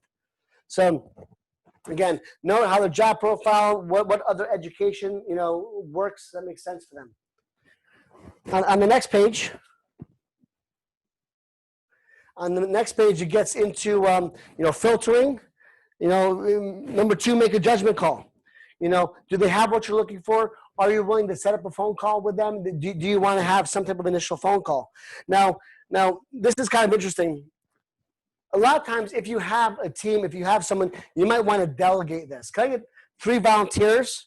I want 3 volunteers to read 3 scripts. We're on page 110. Page 110. So if I can get 3 volunteers to volunteer in the chat box, I want you to help out by reading the three scripts on page 110. Don't volunteer too fast. I know you're afraid to hurt your fingers when you click on the button. You guys have listened to me plenty. I'd love to have you listen to some of your peers, or you fell asleep and no one knows to. Thank you, Michael Guerra. I appreciate you. Everyone else, please follow Michael Guerra's lead. I need 2 more volunteers. Michael, on page 110, can you read the first script? This is the phone call you would make to a candidate. Thank you, Nicholas and Mike Richardson. Everyone else, we're going to save you for future volunteers. We'll have more scripts to read. So, Michael, can you read the first one when you have received a resume? I'll read 2 if you want. Thanks, Jeanette. Michael, unmute yourself, Michael. Hello, Mary Beth. This is Michael Guerra with Keller Williams. After reviewing your background, it appears you're a potential candidate for the position of team leader. I'd appreciate the opportunity to further explore your background and job preferences. Is Friday at 3 o'clock a good time for us to talk for about a half an hour or so? Great. Thank you. I look forward to talking with you at that time. Awesome. So again, this is a quick 30-second phone call, 45-second phone call. Again, if you have another admin, you can outsource this, and have them set up these appointments and set up the blocks. I believe is it Nicholas or Nicolasi? Am I pronouncing that right? Nicholas Oliver? It's a misprint. It's just Nick. Oh, cool, Nick. Thanks, man. The second one, when you have a referral. Hello, John. This is Nick Oliver with Keller Williams. Thank you for taking my call. You and I have never been formally introduced, and I'm excited to speak with you. I received your name from John. He speaks very highly of you. We have opportunities at our company, and I feel it is my responsibility to look for the very best people. Is Wednesday at 10 a good time for us to talk for a half hour or so? Great. Thank you. I look forward to talking with you at that time. Awesome, man. Thank you very much for that. So again, these are just real easy scripts. This is just to set the initial pre-screening interview. And then that last one, I'm actually going to save Mike Richardson to volunteer again. I'm not necessarily going to read when you are requesting a sample work project. I want you to look at the asterisk below it. I mentioned this yesterday. By law, it cannot be real work unless you arrange to pay them for it. So you can call and ask someone for something they've created in the past. But if you're going to ask them to create something now, then say, hey, you know what? I'm interviewing for a position. I'd like you to create a flyer for me, and we're willing to pay you $15 for your time. So again, if you're requesting a work sample, make sure you arrange some type of a payment for that work sample. Questions about how to set up the phone screening interview. Again, this is just to set up a phone call. You can also do it via email. This day and age, you can do it via text. I kind of think the phone call is valid because you see how they receive a phone call from someone that they don't know. Do they put you in a voicemail? Are they, hello? Do they think of you as a telemarketer, or do they get defensive? So when I'm looking to hire someone, I want to hear them as much as I can. So making that phone call to me is what I think is positive.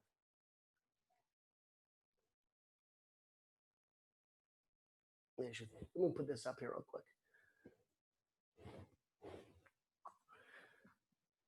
When we're looking to set up this initial phone call, and again, it says 20 to 30 minutes in the book. And hey, God bless you if you have 20 to 30 minutes to do on each phone interview out of 30 to 40 phone interviews. I don't. This is a 5 to 7. If the person really wows me, maybe a 10. But what you're looking to get out of this phone call is you're validating the resume. You're validating the resume. What you're looking for, if you look on this triangle, you're looking knowledge, skills, culture, and track record. Knowledge, skills, culture, and track record. Do they have the knowledge they need? What skills do they have that apply to this job? What's their track record been? So again, when I talk about track record, this has kind of evolved over the last couple of years. How often did they jump jobs? I'm looking at the dates between each job. Was there a gap in the job? Now be careful. What I find is millennials will stay in a job for 12 to 24 months. Sometimes they might have 3 to 4 jobs before they stick with anything. 10 years ago, I thought jumping jobs every 18 months was poor. But now millennials, it kind of happens quite a bit. So, but I'm still going to look at, what those time frames are. Are there gaps in between? What could a gap in between possibly show? If you see they were here from January to February and then not somewhere else until July, well, what could a gap show? Well, work history. Work history, yeah. Well, what it could show is a couple of inconsistencies. Inconsistency? Yeah, with keeping or maintaining a job because of the skill level. Right. Well, what are they doing those gaps? Were they motivated to look for a job? Were they getting unemployment? Or very possibly, did they have another job squeezed in there that they chose not to put on their resume because it might not be a good job to talk about? So sometimes when I find, they may have been I was behind in my chat box. Karen Sims, lazy. Without a doubt, it could show they went to school, had a baby. It could show other things, but it's a conversation worth having. No drive. Again, many times it could show that they had another job that they don't want to have on their resume. So they kept it off there on purpose. So great comments, and they couldn't find another job, especially right now. Without doubt, colleague, gap is not necessarily a bad thing. What am I looking to uncover in the process? I'm looking to break down the walls and uncover barriers. So I want to see if there's something that I need to know by asking that. In this phone interview, actually, we're gonna go through the phone interview. We're gonna go through the phone interview. If you have your book up, it is.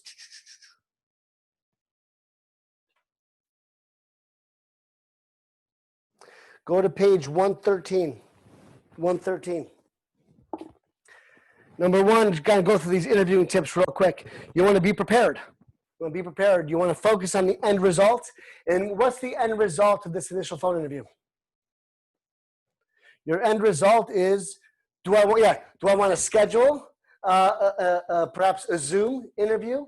At which point I'm going to send the KPA beforehand, or do I want to put them in the recycling bin with the other 75 resumes? Thank you, Michael Guerra, for your visuals. I'm following it. So again, there's 2 results from this.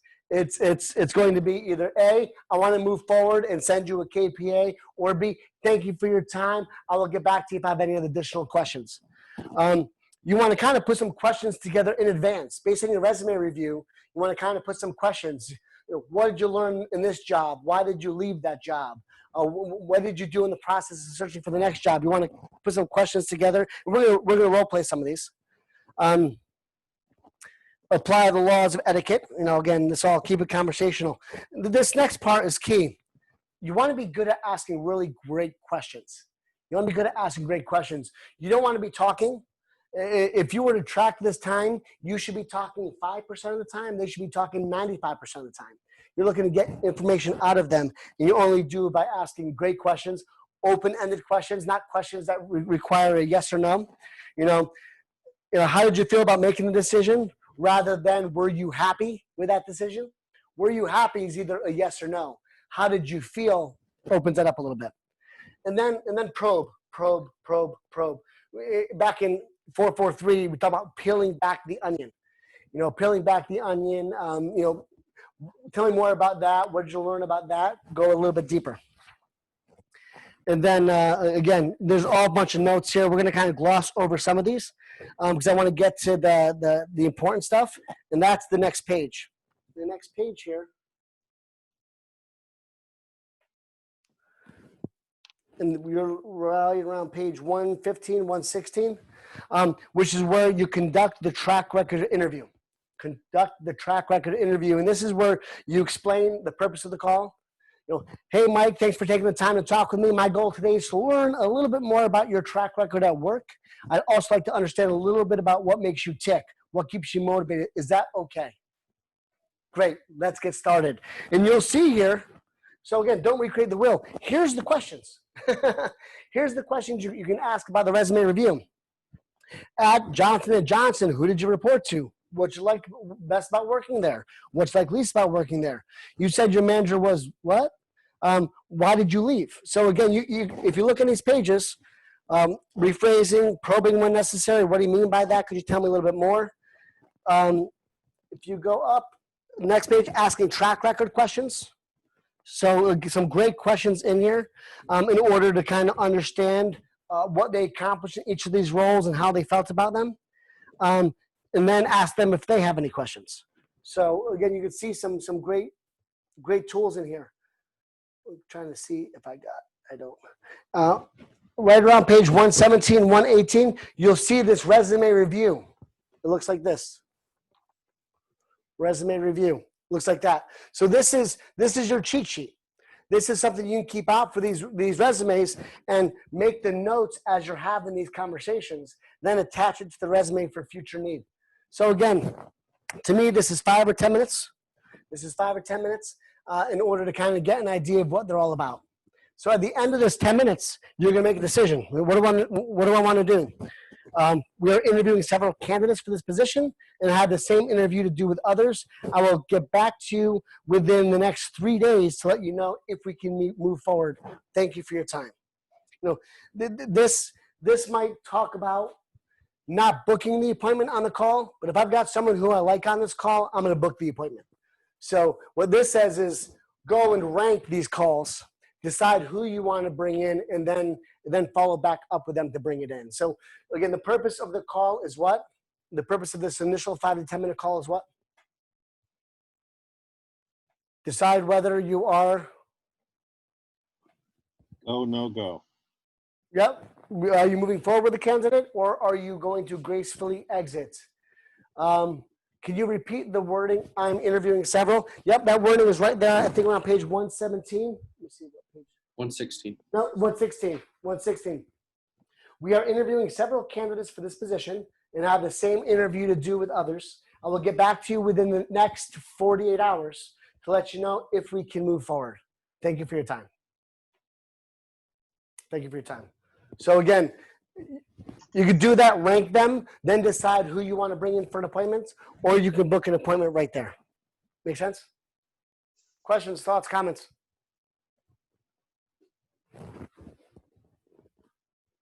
If you look at the next page, you have the resume review.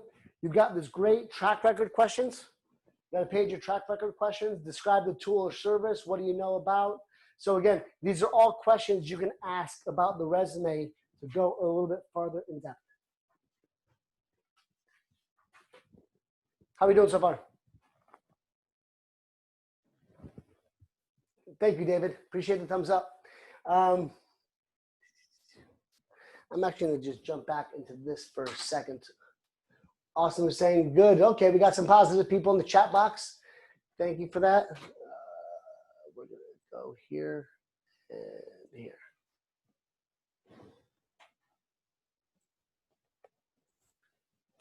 Again, if we were a day and a half in a classroom, we would do a little exercise here where we break into groups and do some of the resume review questions. In order to fit this into the time, we're not going to get to that, but feel free to role play that with a partner if you'd like. So again, at the end, you've got a decision to make. The candidate is a match, the candidate's not a match, or maybe there's more information I need to uncover. I'm either going to decide to stop or move forward. So again, I love this page. This is around, let me actually go back. I'm gonna share with you, this is the script. And this is on the bottom of page 121. This is the exit gracefully script. You will hear this about 7 times in the next 2 days.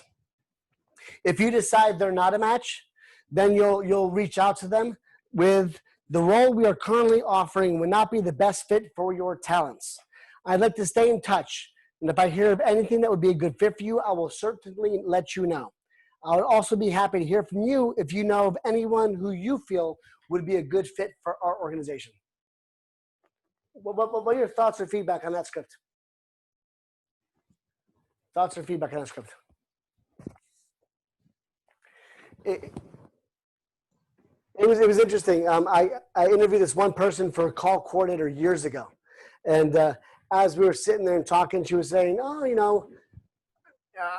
talking about, everything she learned about PowerPoint, and she learned it from her friend Sarah.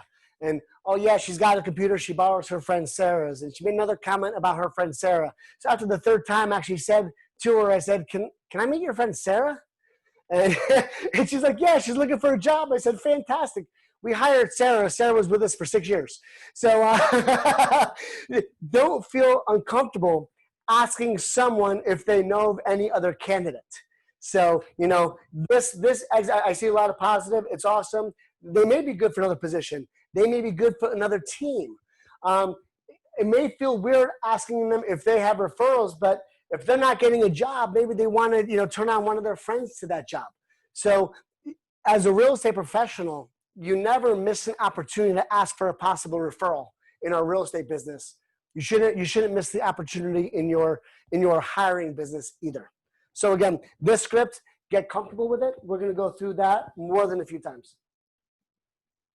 So I'm going to ask for a couple of volunteers. Michael, I'm going to take you up. Mike Richardson, I'm going to take you up on your volunteering from before. On page 122, if you do decide to move forward with this candidate, Mike, can you read the script? Request that they take a personality assessment on page 122? Yeah, sure. Hi, Bob. This is Mike from Keller Williams. After our discussion the other day, it appears that you're an excellent candidate for our organization. I'd like to really get to know you better and have you take an online assessment called the KPA. The profile it generates is beneficial to both you and our company because it reveals your strength and helps us both determine what your personality would be best suited for. If I send you a link to take the assessment, would you be able to fit that into your schedule sometime this week? You'll need about an hour of uninterrupted time to complete it. Great. Awesome. What parts of this script do you think are the most important part or parts of this script? This script is specific. I would use this script as close to exactly as possible. Mike, what do you think is among the most important sentences in that script? I mean, I like the idea that that he explains what the KPA does. It generates your strength to determine if your personality would be best suited for like a position in us. And then I think the part about an uninterrupted time to complete it, because you really just need to dedicate the whole time. If someone takes it with half attention, it's not going to really review. And those are exactly the two that I was getting to, that you have to explain the purpose. And I would actually add one thing to the script, right, where you say profile generates beneficial, helps us determine if your personality would be best suited for. Right in there, after best suited for, add there is no pass, fail, right or wrong in this assessment. There is no pass, fail, right or wrong. It's just a way to understand what we have that might be the best match for you. So we want them to know that we just want them to be as natural as possible. And that last sentence, you'll need about an hour of uninterrupted time. When you get to those parts of the KPA that time out, if the person isn't in a controlled environment, it can really throw off the KPA quite a bit. My first KPA, my first AVA was introduced to me this way. Hey, I need you to take this assessment as part of the hiring process. No big deal. It's not that important. Just take it when you get a chance. Meanwhile, I come back to New Jersey. I'm sitting in my yellow sign office where I was a broker manager of a traditional real estate company. And I'm sitting in my office on a Monday morning with people knocking on my door, asking for guidance while I'm trying to take a timed assessment. So the assessment came off all wonky because I didn't do it in a controlled environment with the right expectations. Make sense? So you want to set some expectations for what they should do to prepare for the assessment. Chat box, I love it. Our uninterrupted time takes the pressure off the hire. If it's not a match, no bad feelings. So again, I think that script is very important with setting up the right expectation. And then if the KPA is the job fit report, here's 2 scripts. If it is a job match, the script. Hello, Mike. I'd like to continue the interview process. Could you be here at blank on this day? This will probably need a few hours. Then if they're not a match, hey, Mike, I'd like to go over your assessment you completed for us. Could you be available on this date? You probably need about 30 minutes. 30 minutes. Again, like I said before, I wouldn't not take them through the next phase. And again, right now, with the fact that doing this next call via Zoom is very easy to do, you can set up that 15, 20, 25-minute call via Zoom as opposed to having them come in. But again, I wouldn't just not. You'll notice if candidate does not appear to be a job match. So again, until you verify the personality, you don't know if they're truly a match or not. Any questions on the verification process?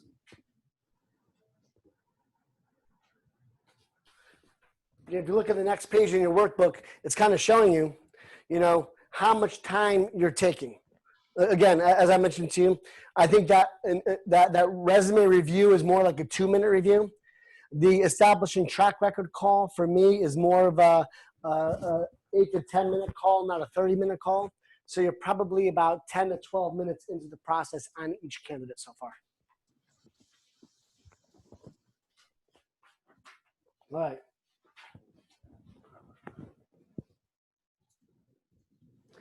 We're going to come back to ahas in about 20 minutes. So again, at this point, we've done the track record interview. We've done the filter, established the track record. Now we're getting into the job fit verification, the thought process, life story, and motivational interview. We might only get through 1, maybe 2 of these at most before we end today. Are you guys sharing? Can you guys see my screen right now or not really? No. I don't think I share my screen on this one. All right, so again, this part is going to get into the in-depth interview, the career visioning, truths, verification process, thought process, interview, life story. Those 4, verification, thought process, interview, life story, and motivational interview, are the 4 key interviews of the career visioning process. Each of those take about an hour. So know that you're going to invest 4 hours into this relationship. Typically, you're going to do the verification and the thought process interview in the first meeting. Do an hour with one, take a short break, do an hour on the other. And then the life story and motivational interview will be the next meeting. So you want to do those over 2 meetings, because if you break them all into single meetings, then you're into 4 different days. So when people say the career visioning process is very long and drawn out, it's because they come and do a verification interview, they go home, schedule a meeting for 4 days later, come and do the thought process interview, go home 4 days later for the life story, go home 4 days later for the motivational. So it spans 16 days. To me, if I've got a good candidate, I want to do the verification and thought process interview on a Tuesday, call them back on Thursday for the thought process, for the life story and motivational interview. That way, by the following Monday, we're getting into a group interview. So you should be able to do this process in roughly 6 to 8 business days. Try not to drag this out over weeks, because what you'll find is the longer you drag it out, if you have a good candidate, that good candidate is going to get another job opportunity. We're currently interviewing someone. I've actually got a call with them today, I think, for Director of Agent Services. They're talking to us, Corcoran, and Sotheby's, I believe. They're talking to 3. But we've accelerated this candidate's process. We've done it over about 6 days, because again, if we take too long, they're going to get scooped up by one of our competitors. So try to keep it somewhat tight. So the 4 in-depth interviews are those 4 that I mentioned. Again, as I mentioned, meeting 1 would be verification, thought process. Meeting 2, life story, with the 1 to 2 break in between. Don't break this out over 4 separate days. It's way too long. So again, if you look at the job interview guide, so now let's go to that. You've got the job fit. You've got the job fit report in one hand. Hopefully you have these two, and you have the job fit consulting guide in the other. So now would be a good time to pull out the KPA. There's 2 parts of the KPA. Typically, the job fit report is about 9 pages long to 10 pages long. The job fit consulting guide is typically about 45 to 50 pages. Now, I want to spend a second just looking at this report with you. Pull up the job fit consulting guide. Pull up the job fit consulting guide. I want to spend just a minute looking at you. Looking at the report. The job fit consulting guide, you'll actually see here, it lays out the interview process, the perspective process. In this, it lays out those scripts. So when we're thinking about making these calls and having these interviews, don't worry about going back to the book and finding the script. It's all right here in the KPA job fit report. So in the job fit consulting guide, it actually says conduct the interview. If this person comes in, hey Mike, thank you for coming in today. The reason I want to meet with you is to get you know better and understand some of the things that are important to you. And then you're going to introduce the verification process. So right here on page 2, can Rich Amato read page 2 of this particular report? He didn't know he was on camera down there with Lauren Byron. I bet she's eating a popsicle too. Sorry guys. If you guys have someone else in your video, I am going to joke on them. Right, Linda Chen? So, so in this, can someone read? I know we had a couple of volunteers. It's so high up in the Zoom group chat. If you have the job fit consulting guide, I'd like someone to read the introduction to the verification process and setting expectations. Can someone read that for me? I got it, Michael. Thanks, Joe. I'm sure you're curious about the Keller Personality Assessment, or KPA, you completed for us. And I'm excited to share the results. The report we have received describes your unique combination of traits. Each trait has beneficial aspects. So remember, there is no good or bad combination of traits. My goal is to truly understand who you are and how you operate, and review and edit the report together to get a custom report that is all about you. You're going to hear some great things about yourself. Be proud of who you are. Ready to get started? Big smile. So I mean, really, this process is you just follow the book. Again, the old process of the AVA was cumbersome. I had to constantly refer back to my manual to figure it all out. Here, I just go right through this. It's important to set this up, and this is why we say, if someone's not a behavior match, do a mini abbreviated version anyway. Because how often have you heard someone say, oh yeah, I interviewed for a job, they sent me some assessment, then I never heard from the company again. We want to actually explain to them what the purpose of the process is. Judith, I understand, it looks like you unmuted your phone. Did you have a question, or did you just unmute by accident? Okay, I'll get this by accident. If you have the job fit consulting guide, I'm going to start either on page 4. Page 4 is where we get into some of the job considerations, or jump to page 18. Jump to page 18. It's called the descriptive review. It's called the descriptive review on page 18. If someone is not a high match, I'm going to jump to page 18 and review that section with them. And this is my abbreviated KPA assessment. I can make it through the descriptive review in about 15 to 20 minutes with someone, versus going through the full interview that's going to take longer. So for those folks that asked about it before, if the person's not a match, this is the 15-minute version. If they are a match, you jump into job considerations. Make sense? I'm just going to play real quick. If I'm talking to someone, again, I'm on page 4 of the Madison one. On a scale of 1 to 10, how accurate would you say each sentence is? Madison can respond with a high level of emotional intensity at work. He deals directly with issues and is steadfast in his actions. And you go through this and you just ask the questions. What makes it a 10? What would change the statement to make it a 10? Tell me how you're not that way. Tell me how you handle a situation where a decision is made that you don't agree with. So if you go through this, the verification process is literally just going through the questions that are in this consulting guide. I'm going to pause for a second to give you a chance to ask questions. Thoughts, comments, questions?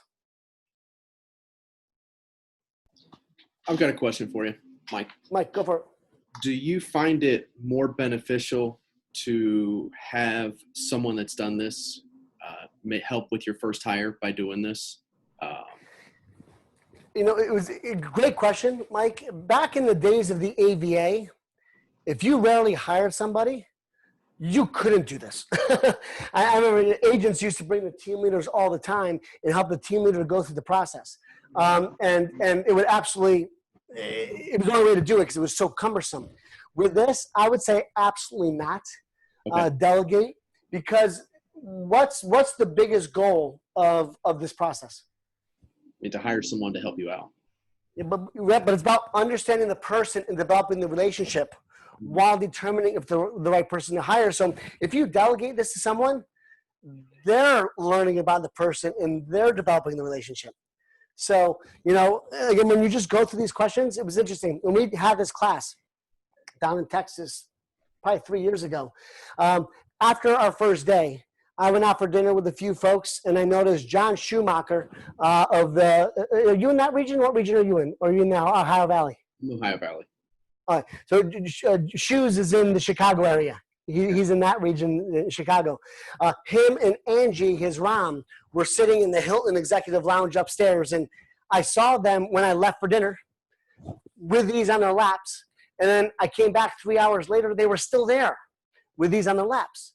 And the next day in the class, when John asked us, what did we learn? And Shoes raised his hand and said, me and Angie have been working together for about 4 years. We learned more about each other last night in 3 hours going through the KPA assessment than we've known about each other for the last 4 years. So the cool thing about this is it's very simple to do. You just ask the questions. If something comes up, you dig a little bit deeper. But this is something you don't want to delegate because you want to build a relationship. Gotcha. Okay. Thanks. So again, back in the AVA, you had to delegate it because unless you were doing it, I used to teach, unless you're doing this 10 times a year, you'll never get good at it with the old AVA. This, you could do it once every 5 years and walk through it like a day in the park. I would actually encourage you guys to find someone on the call that you want to do a quick role play with. And kind of run through it with them because it'd be good for you to practice this with someone. And again, normally if we were in a classroom environment, we would break into a role play right now for about 15 minutes. So Emily, what do I have tomorrow at 10 o'clock? Yeah, so tomorrow, if you want to role play this, feel free to jump on the call tomorrow about 10:10, about 20 minutes early. If you want to role play this, anyone that jumps on at 10:10 tomorrow, we're going to break you out into breakout rooms. We're going to break you out into breakout rooms with 2 people each and give you a chance to role play this with someone on the call. So again, you might want to have Madison's available so you're all role playing off of the same one. Or if you know how to post in the chat, you can also post it or email to the person while you're right there on the call with them. So I love to have some folks jump on the call. If you think you want to jump on the call at 10:10 tomorrow, thank you, Mary Beth. Can you just throw in the chat box? I'll be there. I want to get an idea of how many we're going to have on that call. But it'd be great to kind of to jump into that. And tomorrow, we're going to do this, the thought process interview, the life story, and the motivational interview. We will probably also jump into breakout rooms for the thought process interview. So come 20 minutes early for the personality assessment. Then we're going to break into groups of 3 or 4 on the call to do the thought process interview. Then I'm going to role play the life story and the motivational interview for you. Again, typically, each of those interviews would break into a 20-minute breakout session. So I'm going to kind of do it by breaking out a little bit differently tomorrow. Nice. We got a good group coming together for tomorrow morning. So 10:10, if you want to come on and role play the personality assessment, we'll do that first thing tomorrow. Michael, I have a question. Sure. When you're actually doing this in real life, Do you share the paperwork with them, or is that something that you hold and don't share? You're just reading the questions. Christine, I think you are awesome. Thank you for asking that question. Here's what you never, ever, ever share with them. Never share this. If you're in the job fit report, if you're on the job fit report, this is the first page of the job fit report. Why would you never want to share this? Because if they're not a fit, then it's blowing their mind. If this says low, Right. you've lost them for the next hour because they're just going to be insecure and uncomfortable. If this says high, they'll think they have the job already. So never share this page. You can kind of share. Well, actually, I don't like to share anything afterwards. I might give them page 2 through 9 of the job fit report because people like to go home and chat about this with their spouses. And they laugh about how accurate the system was for them. And again, especially if I'm not going to hire them, this is kind of a gift I can give them in order to say thank you for their time. So I would not give them anything during the interview. Now, what you'll find will happen when you're going through the thought process interview, kind of weird the way my camera's set up. I might need to share this with them and go through this with them. So I will come to you in 1 second, Judith. When I say, hey, on a scale of 1 to 10, how accurate would you say each sentence is? Madison can respond with a high level of emotional intensity at work. He deals directly with issues and is steadfast in his actions. They might want to read that again before they give you an answer. So what you might find as you start going through this section, if you're doing it through Zoom, you might bring this up on a Zoom screen for them to look at with you and then ask the follow-up questions. That make sense? Judith, why don't you jump on if you don't mind and ask the question? I finally did it yesterday and completely did the block section wrong. I kind of so Judith, I Other can't than tell I you can't how many. follow directions. Well, and I can tell you when I did the block section, I look like this,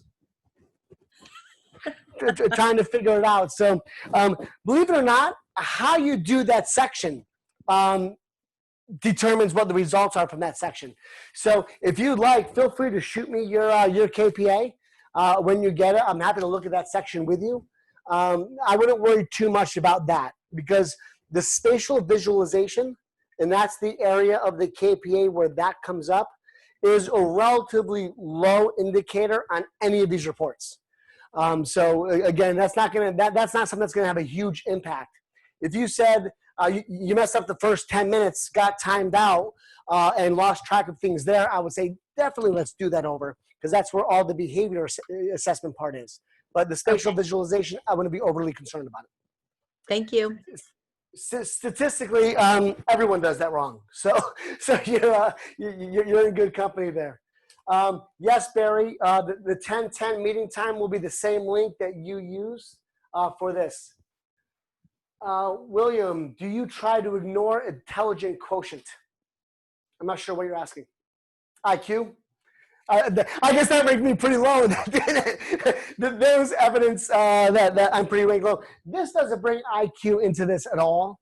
There's other assessments you can use if you want to break into intelligence. And honestly, in our world, I'm not a big worried of IQ.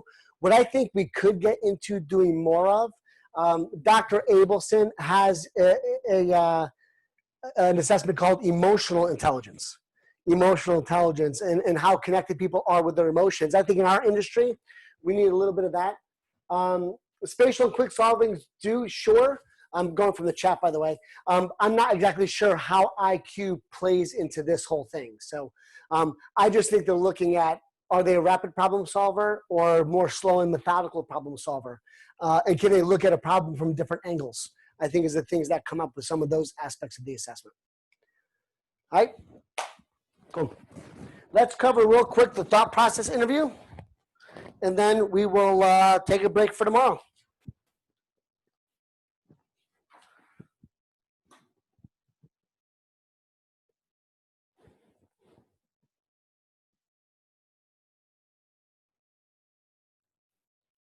I'm actually going to go and open this up. 14 minutes. So again, I want to go back to this slide from a few pages back. I think it's important.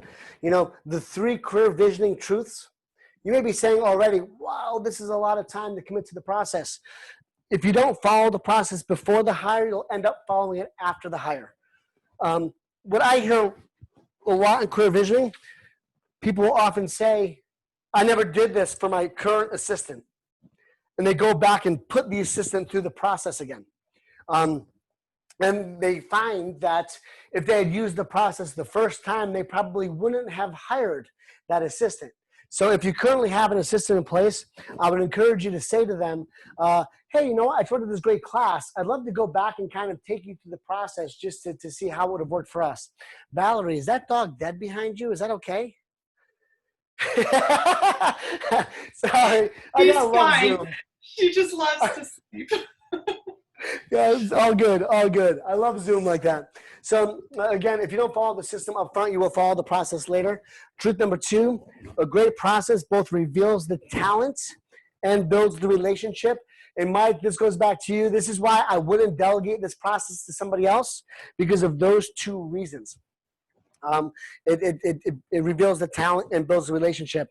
And number 3, the great process is the sum of all of its parts. Again, we're not just looking at the tail or the tusk. We're looking at the whole elephant. Come on. Again, we kind of went through the KPA job fit. We just kind of showed you the report that way. Actually, we're not going to get to the thought process interview. I'm going to cover a couple of final thoughts on the KPA, and we'll call it a day. If you see can you see my screen right now? You see my screen right now? Again, this is the KPA job matches. We gave you a brief look at them yesterday. That kind of ranks whether they're high, medium, or low match. This does not come to you automatically. You have to ask your market center for this. When your market center sent you your KPA, did they send you this with it? Yeah, I see some saying yes, some saying no. So go back and ask your market center, hey, can I get the job match, the KPA job match report as well? The KPA job match, it will line up how you compare with all the different areas. And then again, you'll verify the KPA. We're going to do that tomorrow morning at 10:10 on a breakout call. So if you get a chance tonight, kind of go through your package. We're focusing tomorrow on the career visioning, not the recruiting. So again, if we're focusing on the career visioning report, we're focusing on career visioning. Make sure we go back to this. If we're focused on career visioning, which report do we want to focus on? For career visioning, what report are we going to talk about tomorrow? The job fit report, right? The career visioning is the job fit reports. Recruiting is the personal report. Again, team leaders, if you want to do the personal report and practice your recruiting skills, feel free. For most folks, if you're looking to build a team and hire, you want to focus on the job fit report. So the job fit report is what we're going to use to career vision a candidate. I'm actually, right now, this kind of leads us right into the thought process interview, but I don't want to rush through the thought process interview, and I'm not going to do it in 10 minutes. So let's take a break here. How we doing? This is the opportunity, everyone's favorite part of the day, ahas. What did you learn? What did you learn today? What did you get out of today? What jumped out at you? Feel free to put it in the chat box, or I was distracted when doing the math section of the assessment. Should I redo it? Tara, what I would say, anyone that says, I got distracted and missed something, validate your KPA before you go back and redo it. Validate your KPA before you go back and do it. You can actually self-validate it by asking yourself the questions, or team up with someone tomorrow on the call and have them validate it for you. Don't go back and redo anything until you validate it first. So you know, let's be honest. The fact that we got distracted plays into our behavior. The fact that we misread directions and did it wrong plays into our personality. So the report is kind of astute like that. All of those things is kind of what makes it what it does. So I'm just looking at some of the ahas in the chat box. Gina, filter resumes, rank them. I love it. Overpay money you don't have. Talk 5% and then listen 95%. exit with class, exit with grace is what we'll often talk about tomorrow. Maybe the second week of COVID is not the best time to take the assessment. If you did take the assessment during the first week or two of quarantine, you may want to do it over.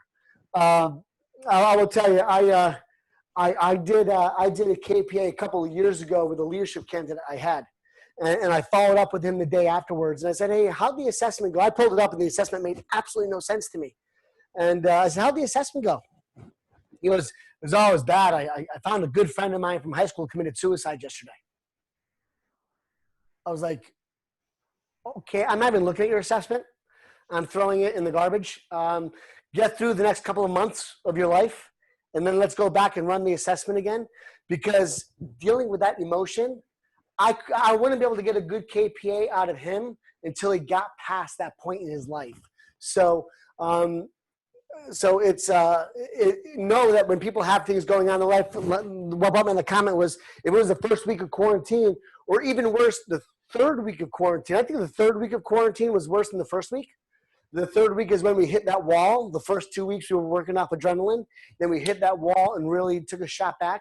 If someone did it in that early stage of quarantine, you might want to do it over. Don't say me too. Yeah, that kind of came up after my story before. That was an awkward moment. Every time someone told me they didn't do it, they want to take it again. Yeah, again, validate it before you worry about taking it again. Sean, Ann, I love that. We attract who we are. Again, this is a system to hire. It was interesting. So for those that don't know me, I spent the first 12 years of my career with a company called Weichert Realtors. They're very big in where I am. Their corporate headquarters is 10 minutes away from here. And two things happened to me in 2005, 2006. I was in the company at that point for about 10 years. And two things happened. Number one of my agents needed help finding and hiring an assistant. And I had absolutely no idea how to help her. No clue. I didn't know how to advertise for it. I didn't know how to create an ad for it. I didn't know how to screen the person. And when we did find a person, I had no idea to train them. And my company had no resources to do that either. So I realized I'm missing something here, number one. Then I had an agent come to me and say, hey, listen, I'm looking to build a team. Can you help me with that? I went back to my vice president and said, hey, I've got someone that wants to build a team. Can we help her? And the response I got was, teams don't really work here. Give them an extra $2,000 in matching dollars for marketing and call it a day. Well, I went back to that person, told them that. They left for Remax 3 months later, and their business went from 10 million to 30 million the next year. So those two experiences was when I realized, Sean, Ann, and you're laughing because you've experienced some of the same things, I'm sure. Those two things is when I realized I was missing some very important tools in my toolbox that was not going to help me grow myself or my business any more than I am. And that's what's really cool about career visioning. This is a system. This is a process for finding and hiring talent. And then the next two classes are how to train that talent and how to keep that talent motivated. So again, these three classes, the Leverage series, are the best three classes you'll take, in my opinion. Not just saying that because I'm the instructor. All right, I see a lot of chats, a lot of great comments in the chat box. Thank you so much. Anyone want to share verbally an aha or any final comments before we wrap up?